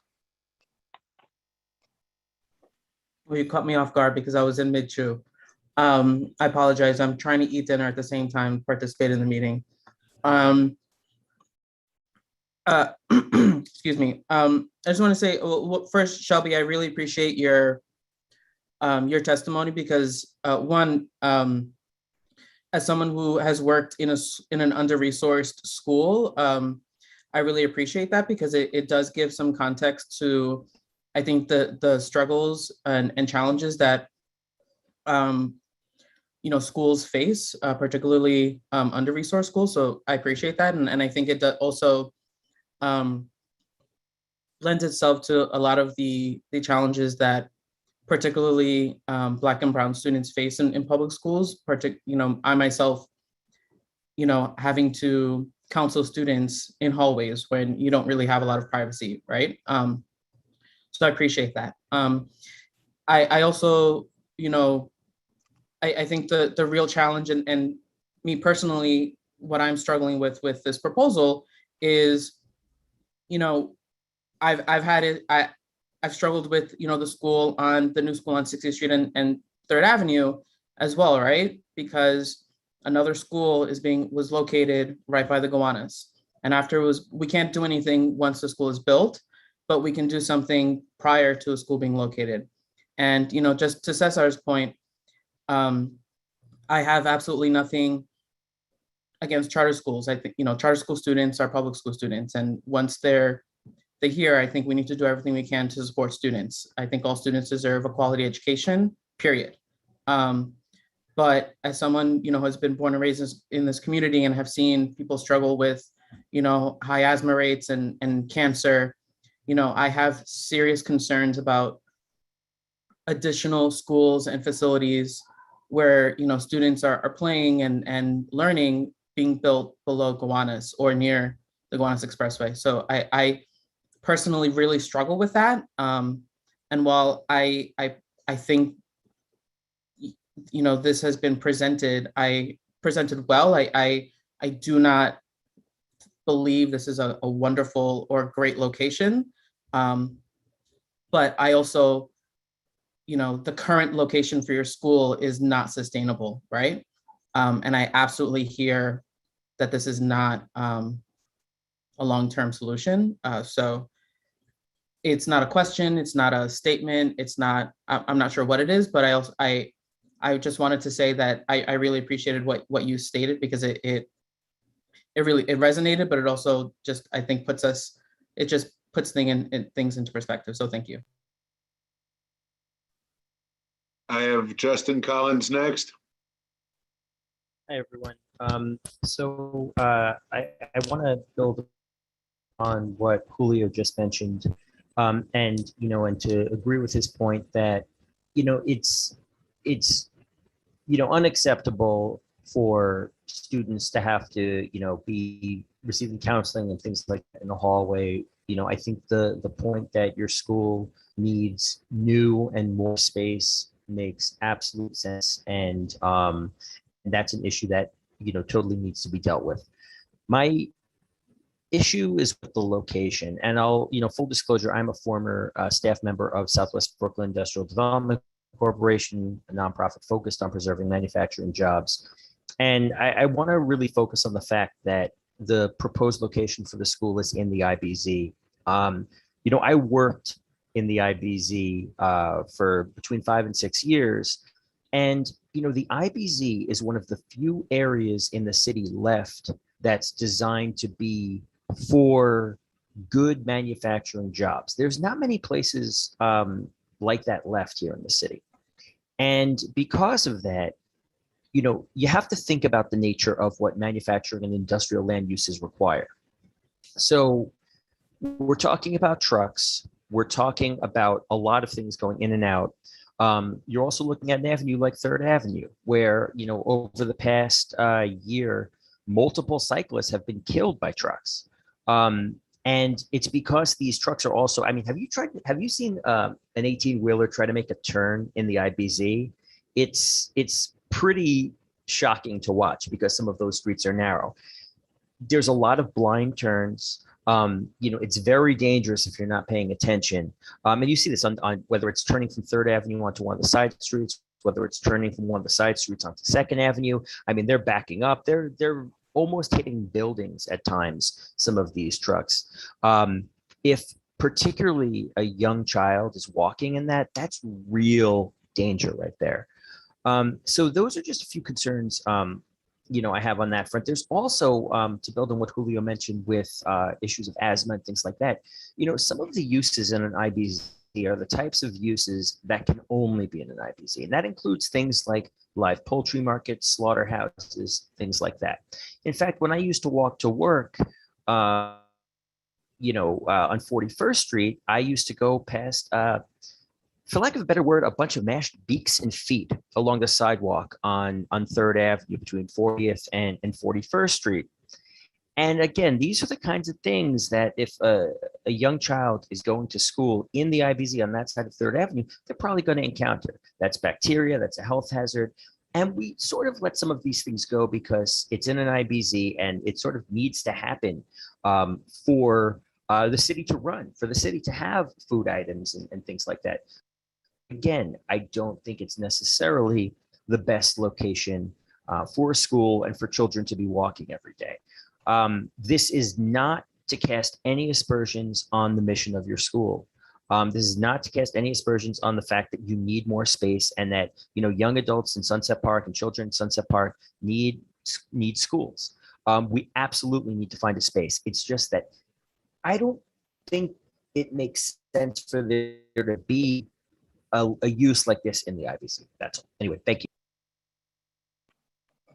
John, may I briefly respond? Sorry, John, you're muted. Actually, Kevin, I really like to get through all the questions, and if there is time at the end, we can circle back. That's okay. Understood. Catherine Walsh. Okay, I think that's good. You can hear me? Yes, Jeremy. Okay, great.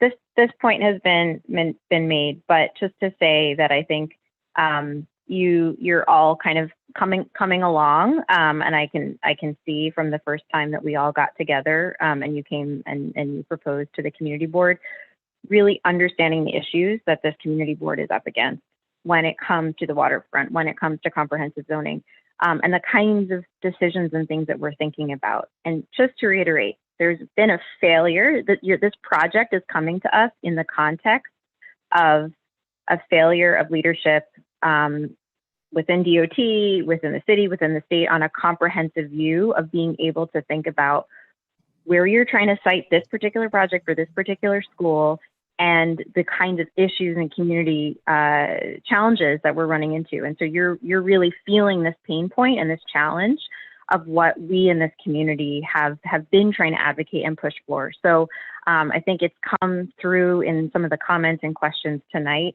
from folks to really drive that home. And, you know, if I would say the message, you know, going forward for this project or for others, if folks want to be proposing projects and variances, you know, what are the issues that are happening in the community board, really, and the community, and really understanding the context of what kind of the way we're thinking about stuff. And I want to say that however the community board votes, and also whatever ends up happening with the variance, however it comes down, if it comes down in your, you know, in your favor for the variance, then these are going to be your problems and your challenges. But we have to think about what this means for the kids, particularly the future students. So I really hope that this message, a lot of these messages have gotten through. Thank you, Katie. John, I have no additional hands up. All right.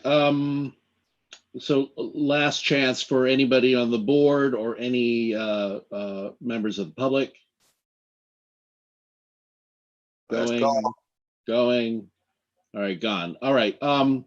Kevin, I'll give you a minute here if you want to make a statement. Yeah, so the combination of Justin, Julio, and the representative from the IBZ. So first, regarding the location of the IBZ and the notion of potentially removing jobs, as I indicated, there are about half of this block is underutilized and vacant. The current building has went decades without being productively utilized. The adjacent building to that, some 70,000 square feet of space, is sitting vacant. The adjacent building to ours is being retrofitted for commercial, not for industrial uses. There have been no major changes on this corridor to effectuate the creation of new jobs. And I would also offer that the footplates that are present do not support the type of modern manufacturing. In addition, you know, the notion here about air quality, you know, one of the things I discussed, the fact that there are emissions of chicken parts on the block. Trust me, I've seen those before on other applications. We did not go there. We removed them. In this case, there are no food or, you know, food distribution centers located on here or any of the access blocks. No children will be walking past this. In addition, we did air toxics monitoring at the site to determine whether there are industrial emissions present in the area that pose a risk to children. There are not, as well as the PM 2.5, as I indicated, and understand the history of asthma associated with this area. And that is a personal concern of mine. And again, we monitored at the site at one of the hottest summers on record with you know, conditions that are not very good for particulate matter recording. The occupational analysis indicated that we're well below all thresholds. The historic analysis for the past 11 years on 6 separate air pollutants indicates that this site is not only safe, but is in fact far below other areas of the school that are not generally subject to environmental justice considerations like Lower Manhattan and Midtown. So I want to put those concerns in that framework, but I also want to say to the member of the IBZ, you know, you have a current property owner who's in the IBZ, willing to work with you to make sure that the school can interface effectively. We're willing to have ongoing discussions for that, to make sure that they are a good neighbor.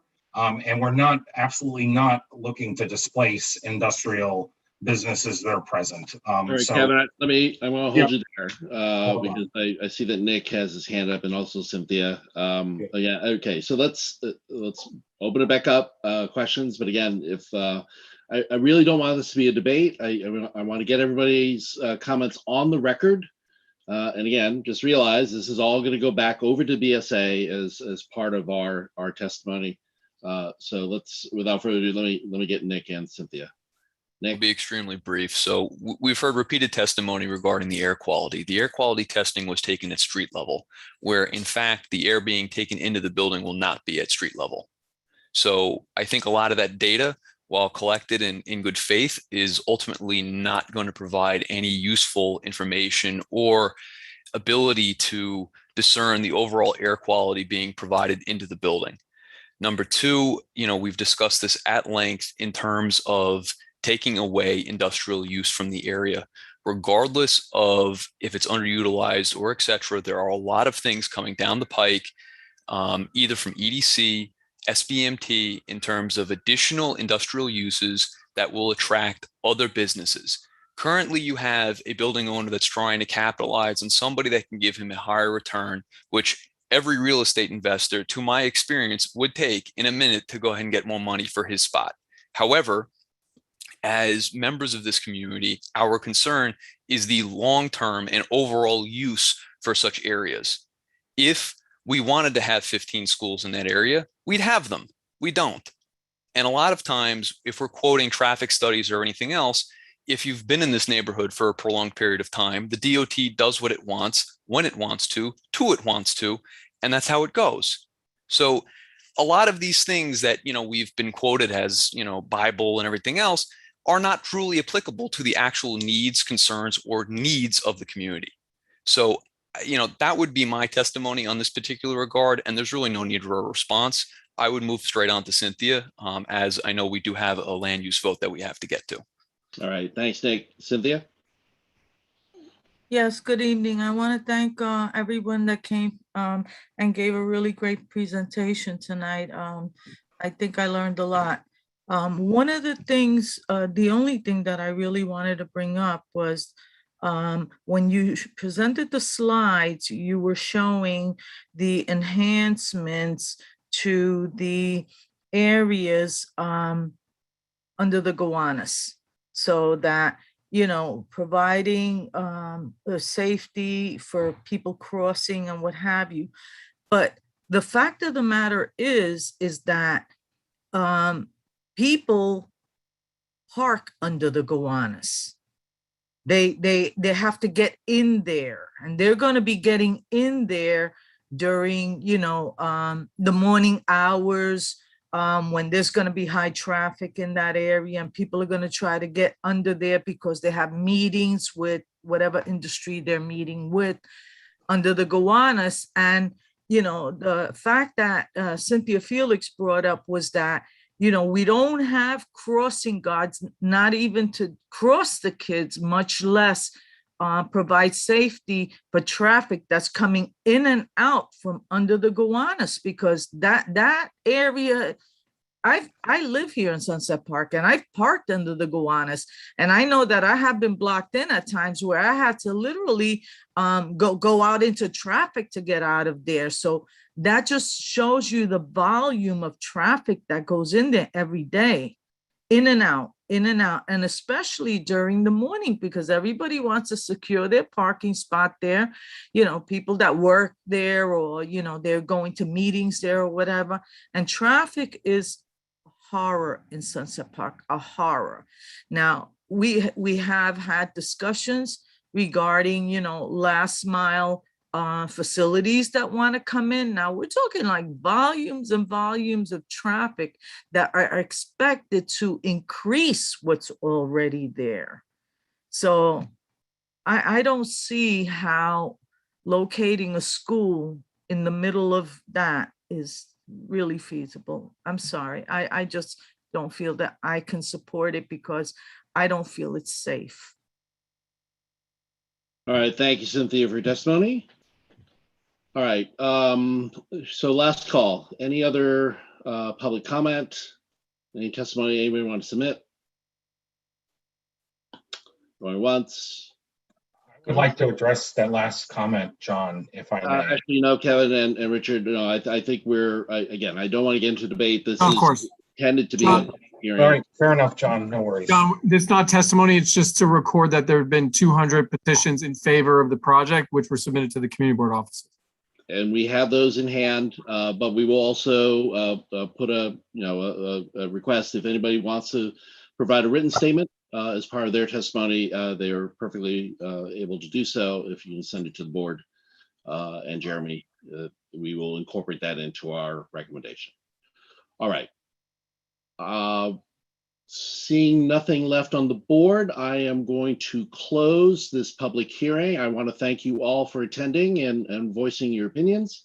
It's very helpful for us as we move into the Land Use Committee meeting to take all of that into consideration. Richard, Carrie, Kevin, Amanda, thank you, and Amber, thank you very much for your work and your presentation. We will let you know how the committee votes. And then also, obviously, next week, you're very welcome to tune in to the board meeting to hear the recommendation and how the full board votes on that recommendation. All right, without further ado, thank you all for attending. And in a minute or so, we will switch over to the Land Use Committee. Thank you. John, I'll have to Thank you, everyone. Thank you. Thanks, John. Thanks. Land Use Committee, stay on, please. John, I'll have to call roll again for this. Understood. Oh, I thought we had to log into another meeting first. I was like, wait, where's the meeting link? I guess, Jeremy, could you just remove all non-board member and not Cesar, it's still a public meeting. the committee Land meeting? use is a public Committee meeting. meeting is still public. Yep, okay.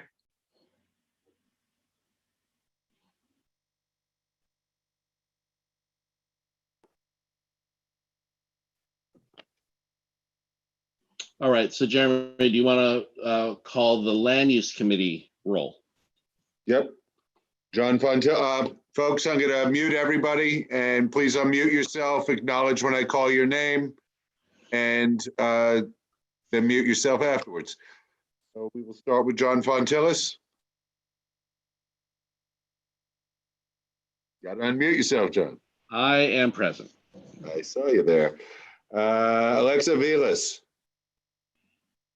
Nicholas Azadian. I am still here. Thank you. Joan Body. Yeah. Thank you. Cynthia Gonzalez. Here. Thank you. Kenny Guan. Zachary Jassy. Christina Lem. Jimmy Lee. I'm here. Hi, Thank you. everyone. Arelis Martinez. Antoinette Martinez. Paul Mack. Marilyn Melman. Daniel Murphy. Katie Walsh.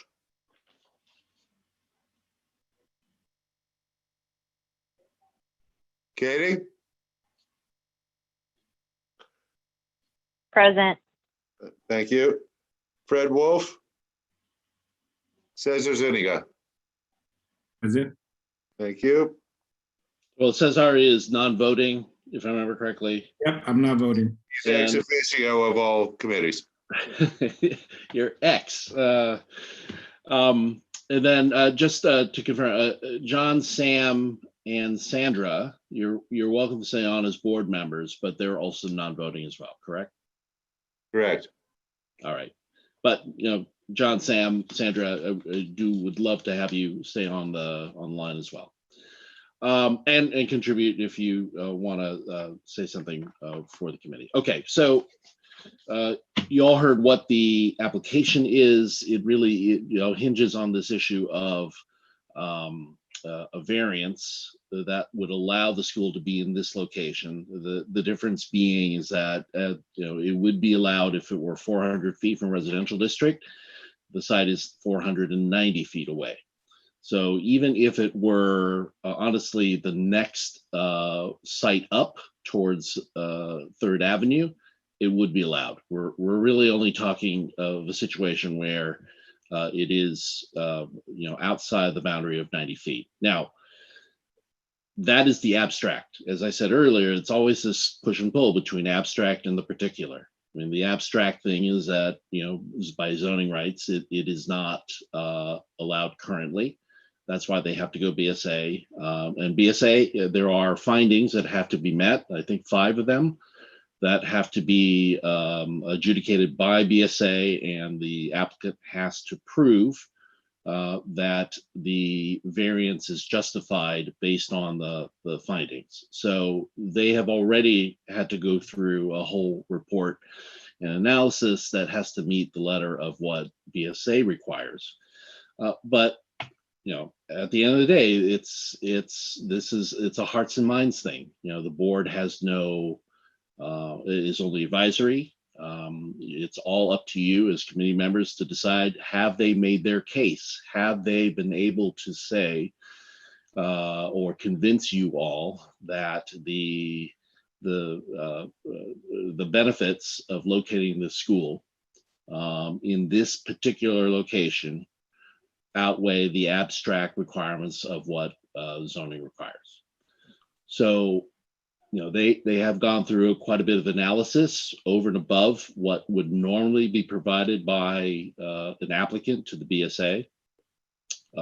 You saw some of that in the presentation that Kevin gave in terms of particulates and air quality, as well as it looks like they are trying to provide some improvements to the crossings, both in terms of personnel, crossing guards, and improvements on the ground in terms of ramps and paving.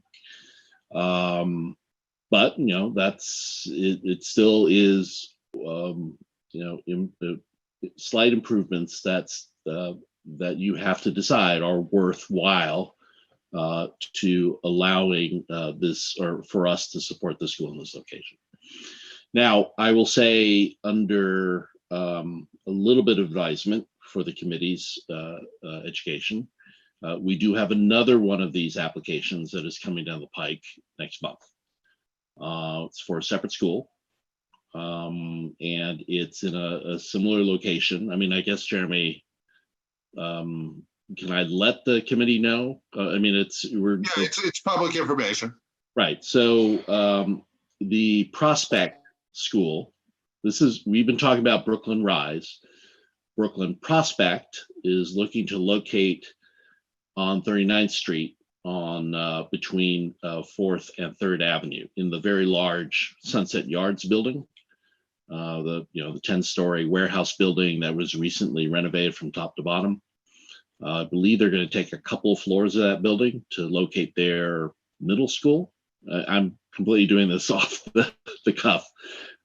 Correct me if I'm wrong, Jeremy. I believe so. That hearing will be the details we could go into next month. I think you're talking about this generally, John. Yes. So I mean, it won't be this is not the first. It won't be the last. And and I'll be honest. I feel for Carrie. I mean, I know that if you look at the list, they've looked at so many different sites. It's hard as an architect. I know it's hard to find 50,000 square feet in any location, let alone in our neighborhood, that meets or ticks off all the requirements that one would want to have for a school. But for better or for worse, they've sort of locked in on this site, and we've asked them, please give us the methodology and the analysis you've done for all the other sites you've looked at. And I take them at face value. They've really tried. They've tried to find places that are beyond the IBZ.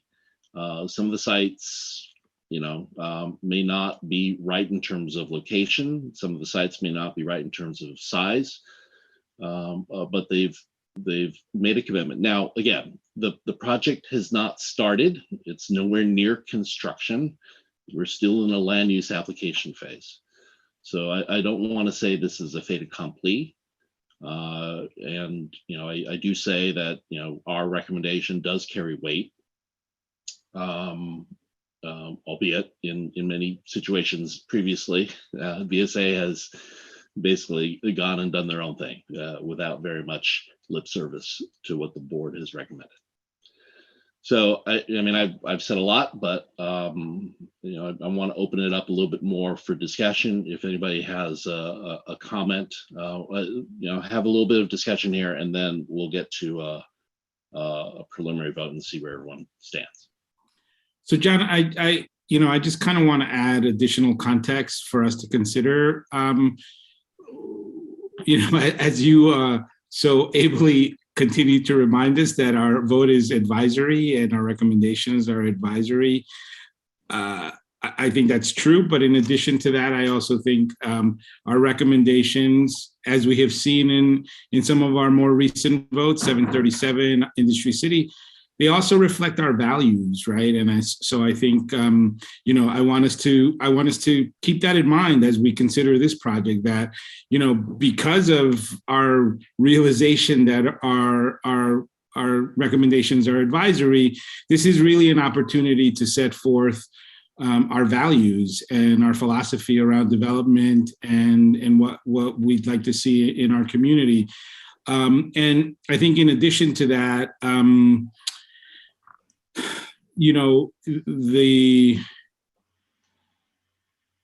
I think we should be very clear in our deliberation that this is not about, it's not mutually exclusive to support children and families and education, and still conclude that this is not the right project.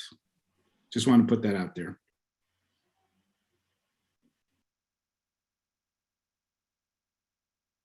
So folks, please raise hands and I'll be happy to call on you.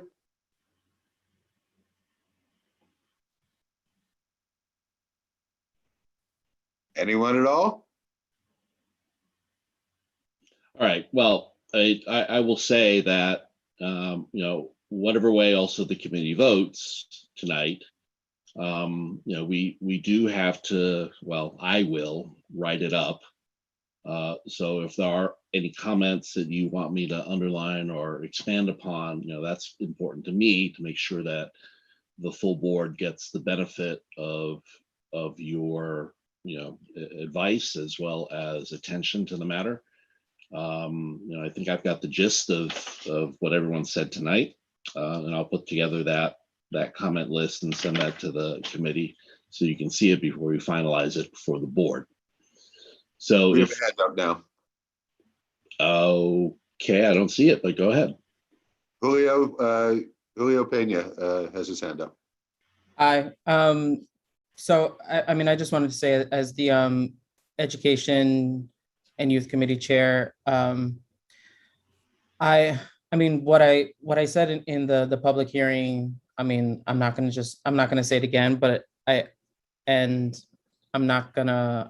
vote at the Land Use Committee meeting, but I'll just say I'm probably not going to support this when it comes to the full board, just because I don't think I can reconcile the location, the IBZ, and like the health concerns with the needing for the space. And I just feel like I wanted to vocalize that because as something Cesar said, like previously, I've been living and breathing education like my entire adult life, and I really feel for like the school wanting to find a space to grow, but I don't think I can reconcile that in this specific location. Thank you, Julio. Right, Cynthia, I think. Yeah, I'm gonna, how should I say? I'm gonna reiterate what Julio says. As a native of Sunset Park, I've been here all of my life. And I know that personally, I worked for 35 years to get the Sunset Park High School here. because we were busing children out of this neighborhood because we did not have, we were only one of 2 communities in the entire city of New York that didn't have a high school. And I know that, you know, my kids were not public school kids, but still, you know, for the kids in the neighborhood, having a place to go in the neighborhood has always been something that I've always fought for. And it breaks my heart, but my understanding is that this is the only proposed site that is going to be below 3rd Avenue, 3rd and 2nd Avenue, which is, I don't find that that's a suitable area. I just feel that for the reasons that everybody stated, including myself, I just don't see safety in this project. And that's why, you know, I'm opposed to it and stuff, but I just want to say that it breaks my heart, you know, to have to see our kids leaving the community to go to school somewhere else because there's no place for them here. And I don't know what other sites Brooklyn Rise looked at, you know, for their things. And I know that one of the main factors that they also mentioned was, of course, affordability, you know, the affordability of their project. And that's something that, you know, like it just breaks my heart, you know, that because maybe there are other sites and it's not cost effective for them, that they can't even consider other sites here. That's all I wanted to say. Well, Cynthia, I think it's interesting, given your, you know, your long history in advocating for the high school.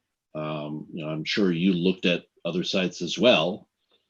I mean, how would you address the question if, I'm not saying I'm, you know, asking this, I'm just saying one question might come up is that the high school is just as close to the Gowanus or even closer, if you look at the way it's built, than where Brooklyn Rise wants to be between 2nd and 3rd.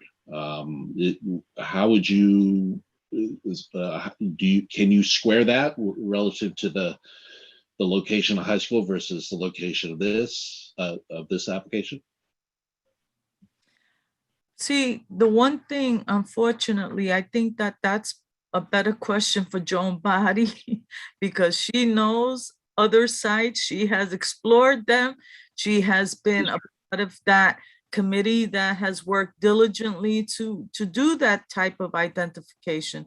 I don't have that kind of knowledge and whatever, but I just know, you know, of my experience, my personal experience of knowing that our kids had to get like on trains at 6 o'clock in the morning because they didn't have a place close by to come to.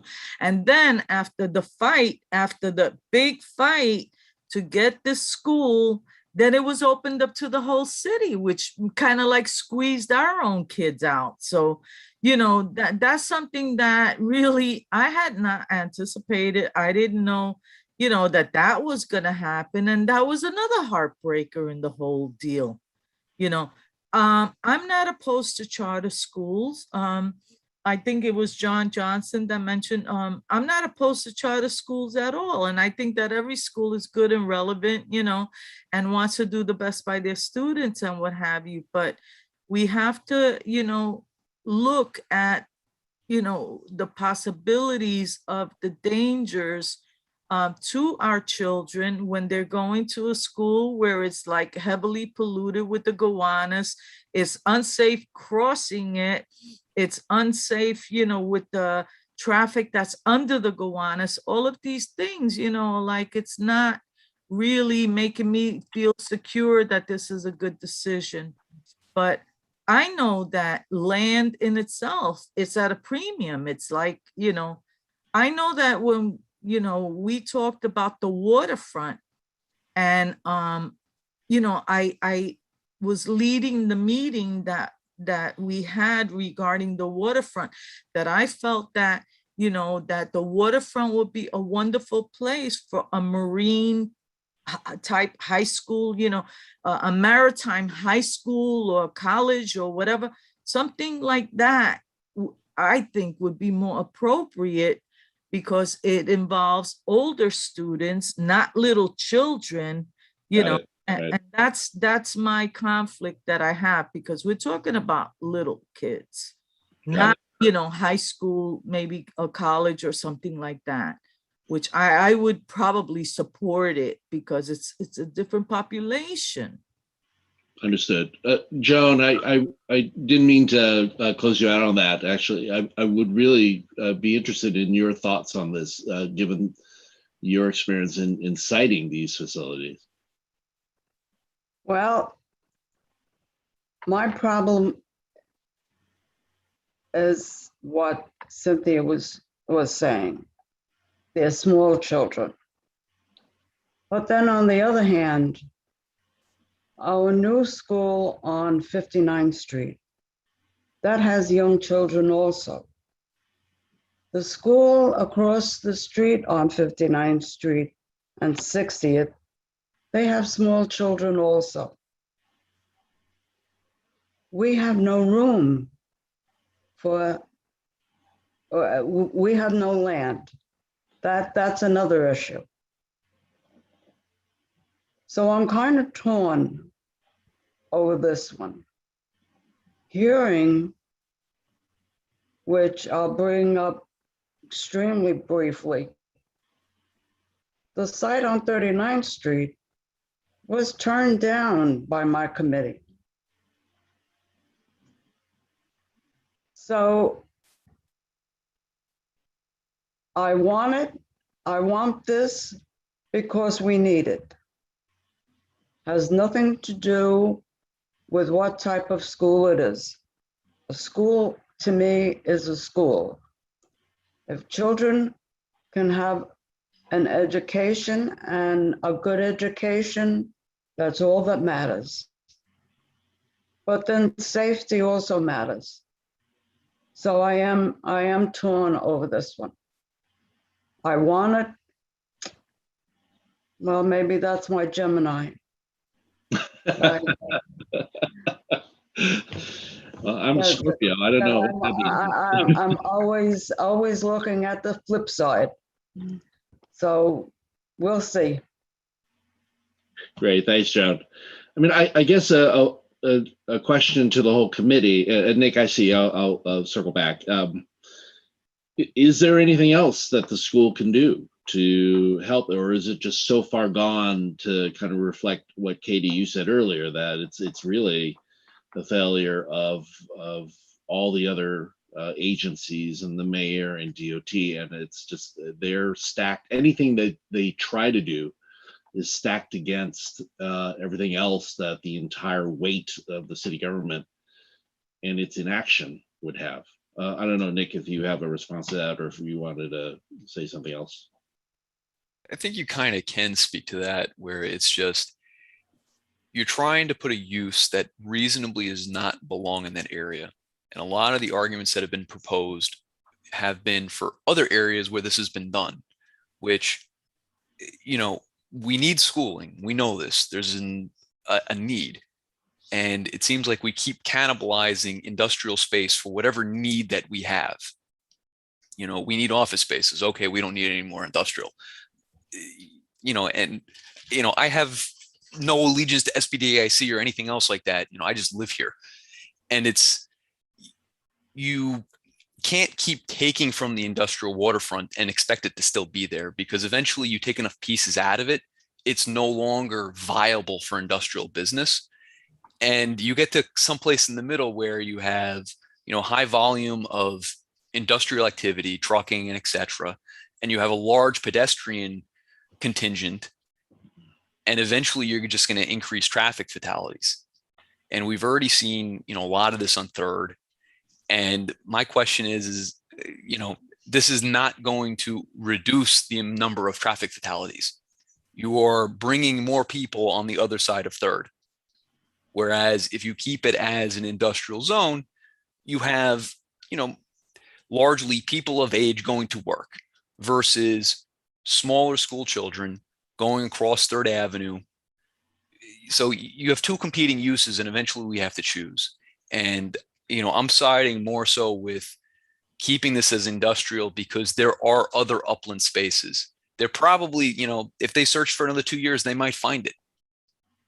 You never know. You're going to have to find a sweetheart deal. I mean, John, you work as an architect. We both work for similar people. Site selection is a tremendous pain. And sometimes projects don't happen because you can't find the right site. And, in my opinion, this one should not happen because this is not the appropriate site for it. Though, along with Joan, Cynthia, and many others, we desperately need it.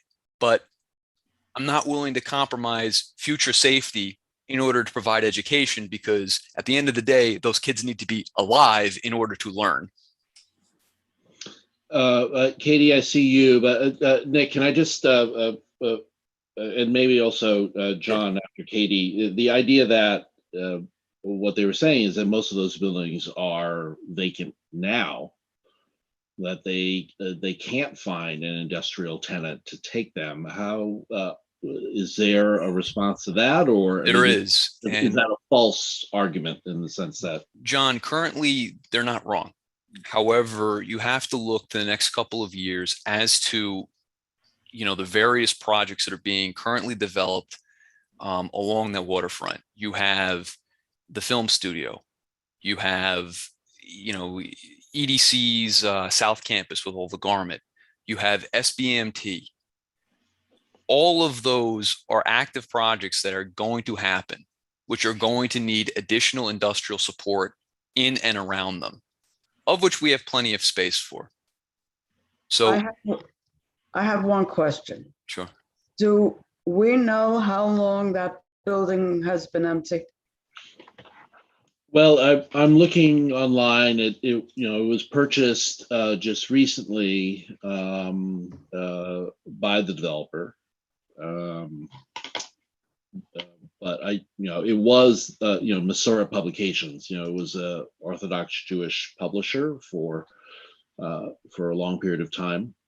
But what I was hearing from the applicant is that a lot of the property along that street is either underused or vacant or not specifically industrial per se. That there are, it would say, We don't know how long it's been empty. I don't have that information. It may be in their application. I'd have to look it up. Katie, you had your hand up. Did you want to make a comment? Yeah.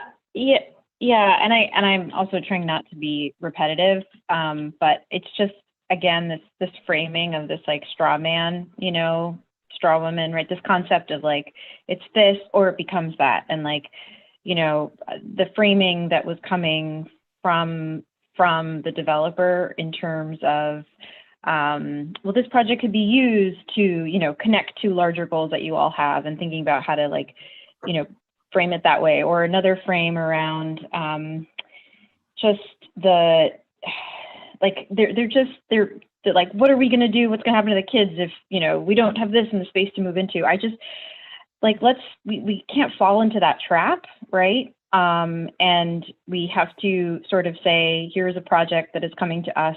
This is the use that's being proposed. It's a different use. It's not as of right, and it is a school. And really being able to come down on that. And again, I know we all know this to be true, but like, no one else is approaching these issues in a comprehensive way except us, right? We are not getting it from the city. We're not getting it from the state. We're not getting it from leadership. We're not getting it from agencies. It's all piecemeal. It is just the community board. And we have an advisory recommendation. No one else is doing this except us. And it's like painful and hard and true, but like, we're the only ones who are thinking about this project is coming and that project is coming. I mean, they didn't even know until they showed up the last time. They didn't even talk this time about last mile trucking. Like, they just, there's no sense of the issues that we're coming from, the things that we've been dealing with, and what's coming. We're the only ones who know that. So, it was the developer who was talking about stuff being underutilized and like spaces being vacant. That wasn't coming from anyone from IBZ, from the, South Brooklyn,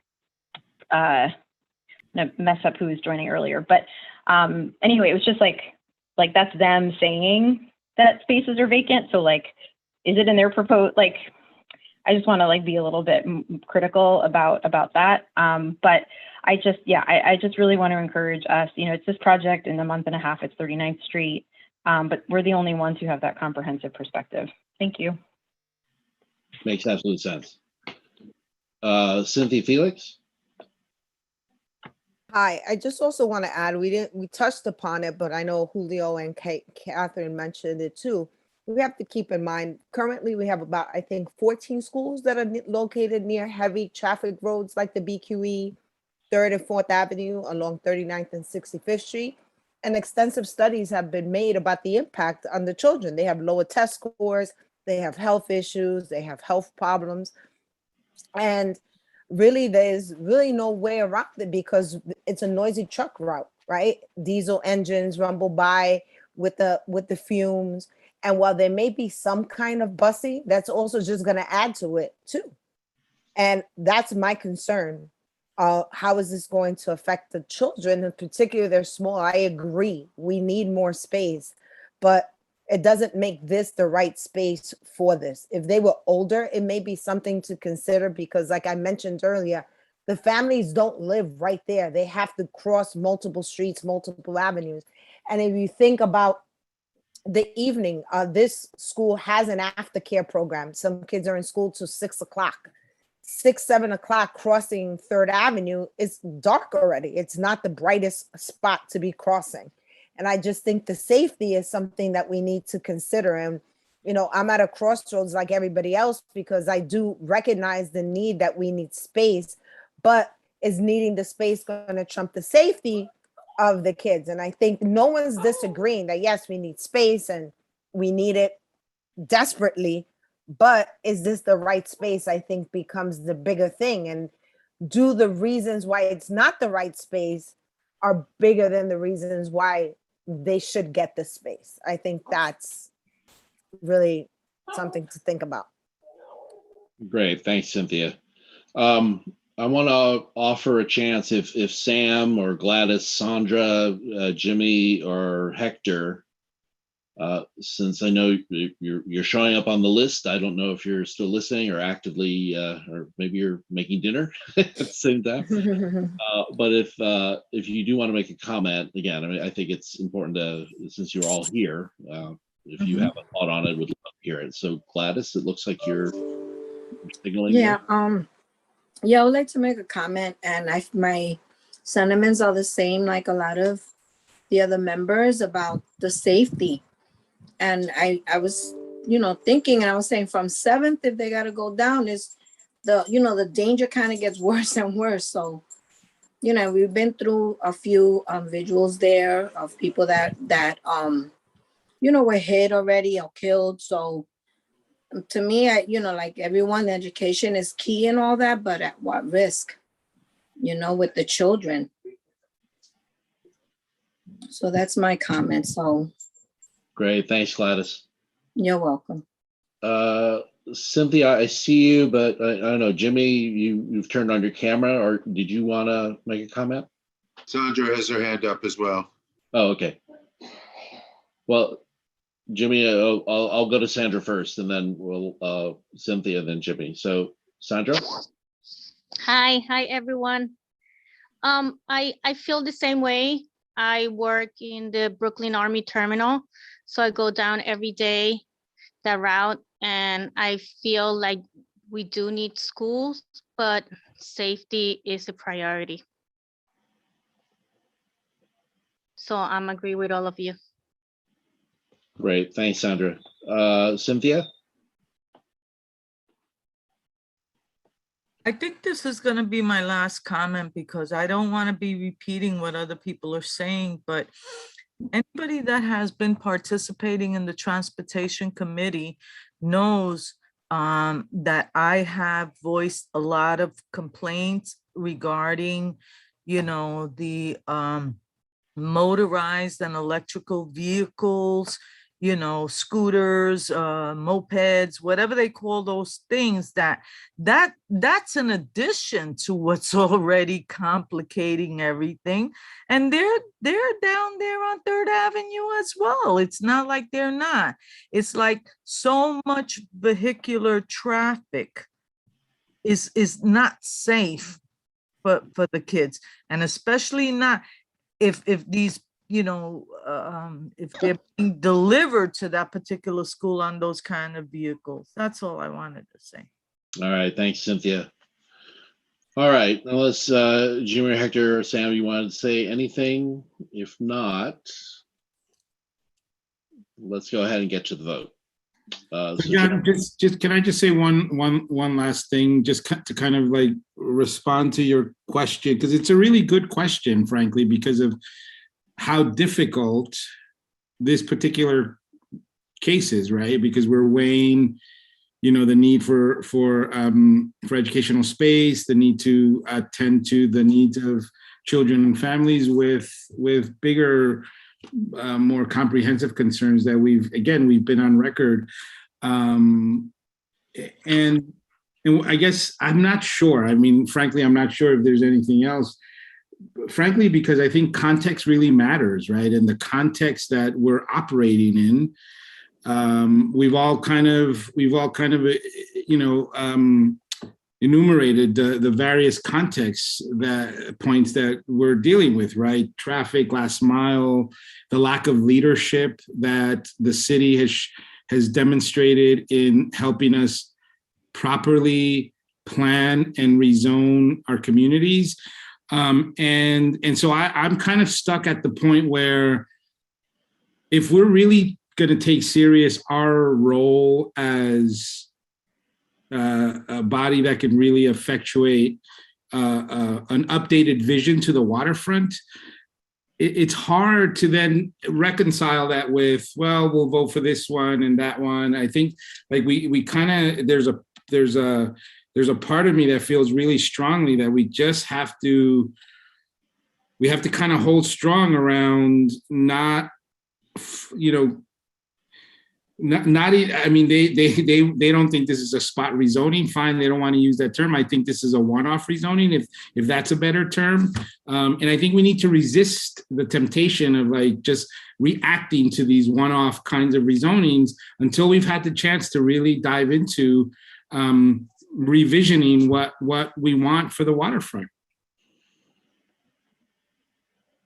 I hear you, Cesar.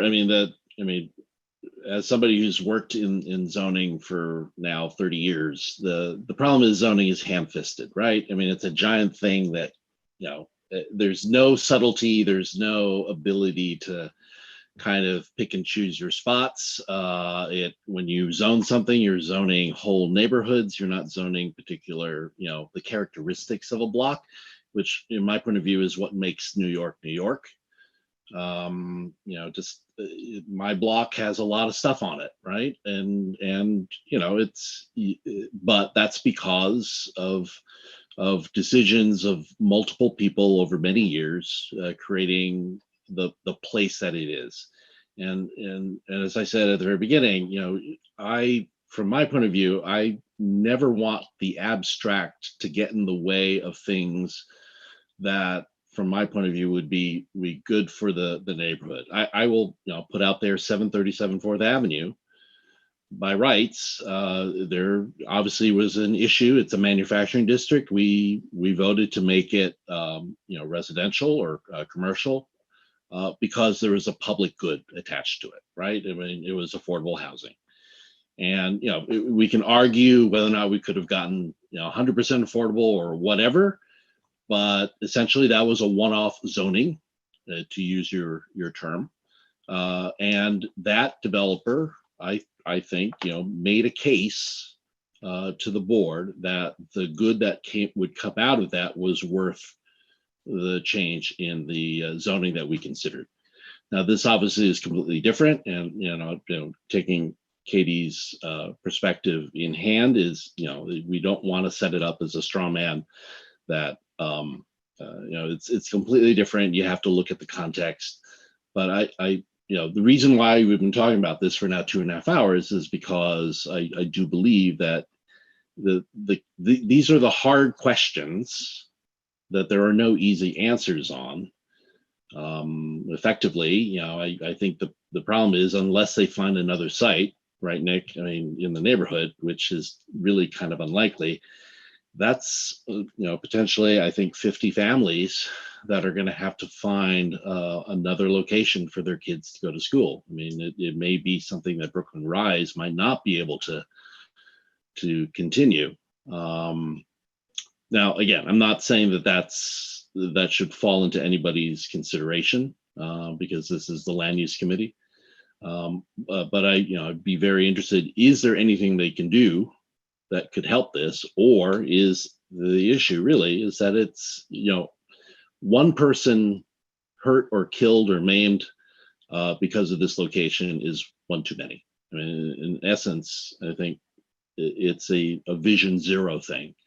We can't let a land use decision in a way be the good for the many. I mean, we do not want to have anything because I remember very clearly when that family was run over by the drunk policeman on 3rd Avenue. I mean, we all were really kind of despondent that how could something happen, especially for someone who's entrusted in our safety. But that's what 3rd Avenue does. So look, I mean, we'll vote on it. I do have some thoughts as to that maybe this, from my point of view, there is some positives that outweigh the negatives, but I certainly agree with everyone here that safety is a critical issue. So let's move it to a vote. Land use committee members only. Jeremy, if you could open it up person by person. So John, what is the motion? The motion is does the land use committee recommend approving this application to the full board for the variance to allow the school Brooklyn Rise to be built at this site? John, that's a question. That's not a motion. The motion would be community board or the committee supports this location or the board does not support the location. So which one would they be voting on? I would like to, mainly because the way I think the committee is going to vote, I want to put it in the essentially pose the motion as an approval. And therefore, if the committee goes the way I think it's going to go, I think that will have a great impact on the full board next week. So it's to call it an approval of the site? Right. Okay, and you would need a second on that then. Does anybody second that motion? Second. Okay. Joan, right. So the motion would be to approve this site. A yes approves the site, a no is in opposition to the site. Exactly. Okay, so John Fontillis. Yes. Alexa Aviles. Nicholas Azadian. No. Thank you. Joan Body. Yes. Thank you. Cynthia Gonzalez. No. Thank you. Kenny Guan. Zachary Jassy. Christina Lim. Jimmy Lee. No. Arelis Martinez. Antoinette Martinez. Paul Mack. Marilyn Melman. Daniel Murphy. Katie Walsh. No. John, it's 7 in favor, 4 against. The motion does not carry. I'm sorry, 2 in favor, 4 against. I don't know where that came from. All right. So the recommendation to the full board will be no on the application. And we will report the vote out at that night. I will put together the notes in the next day or so, send them out for everyone's review. thank you, guys. I know it's been a long one, but these are the ones that matter. So thank you all for your Thank you, John. effort. Appreciate Thank it. you, John. Good Thanks, night. John. Thanks, Jeremy. Have a great night. Good night. Thank Take care. you. Good night, everyone.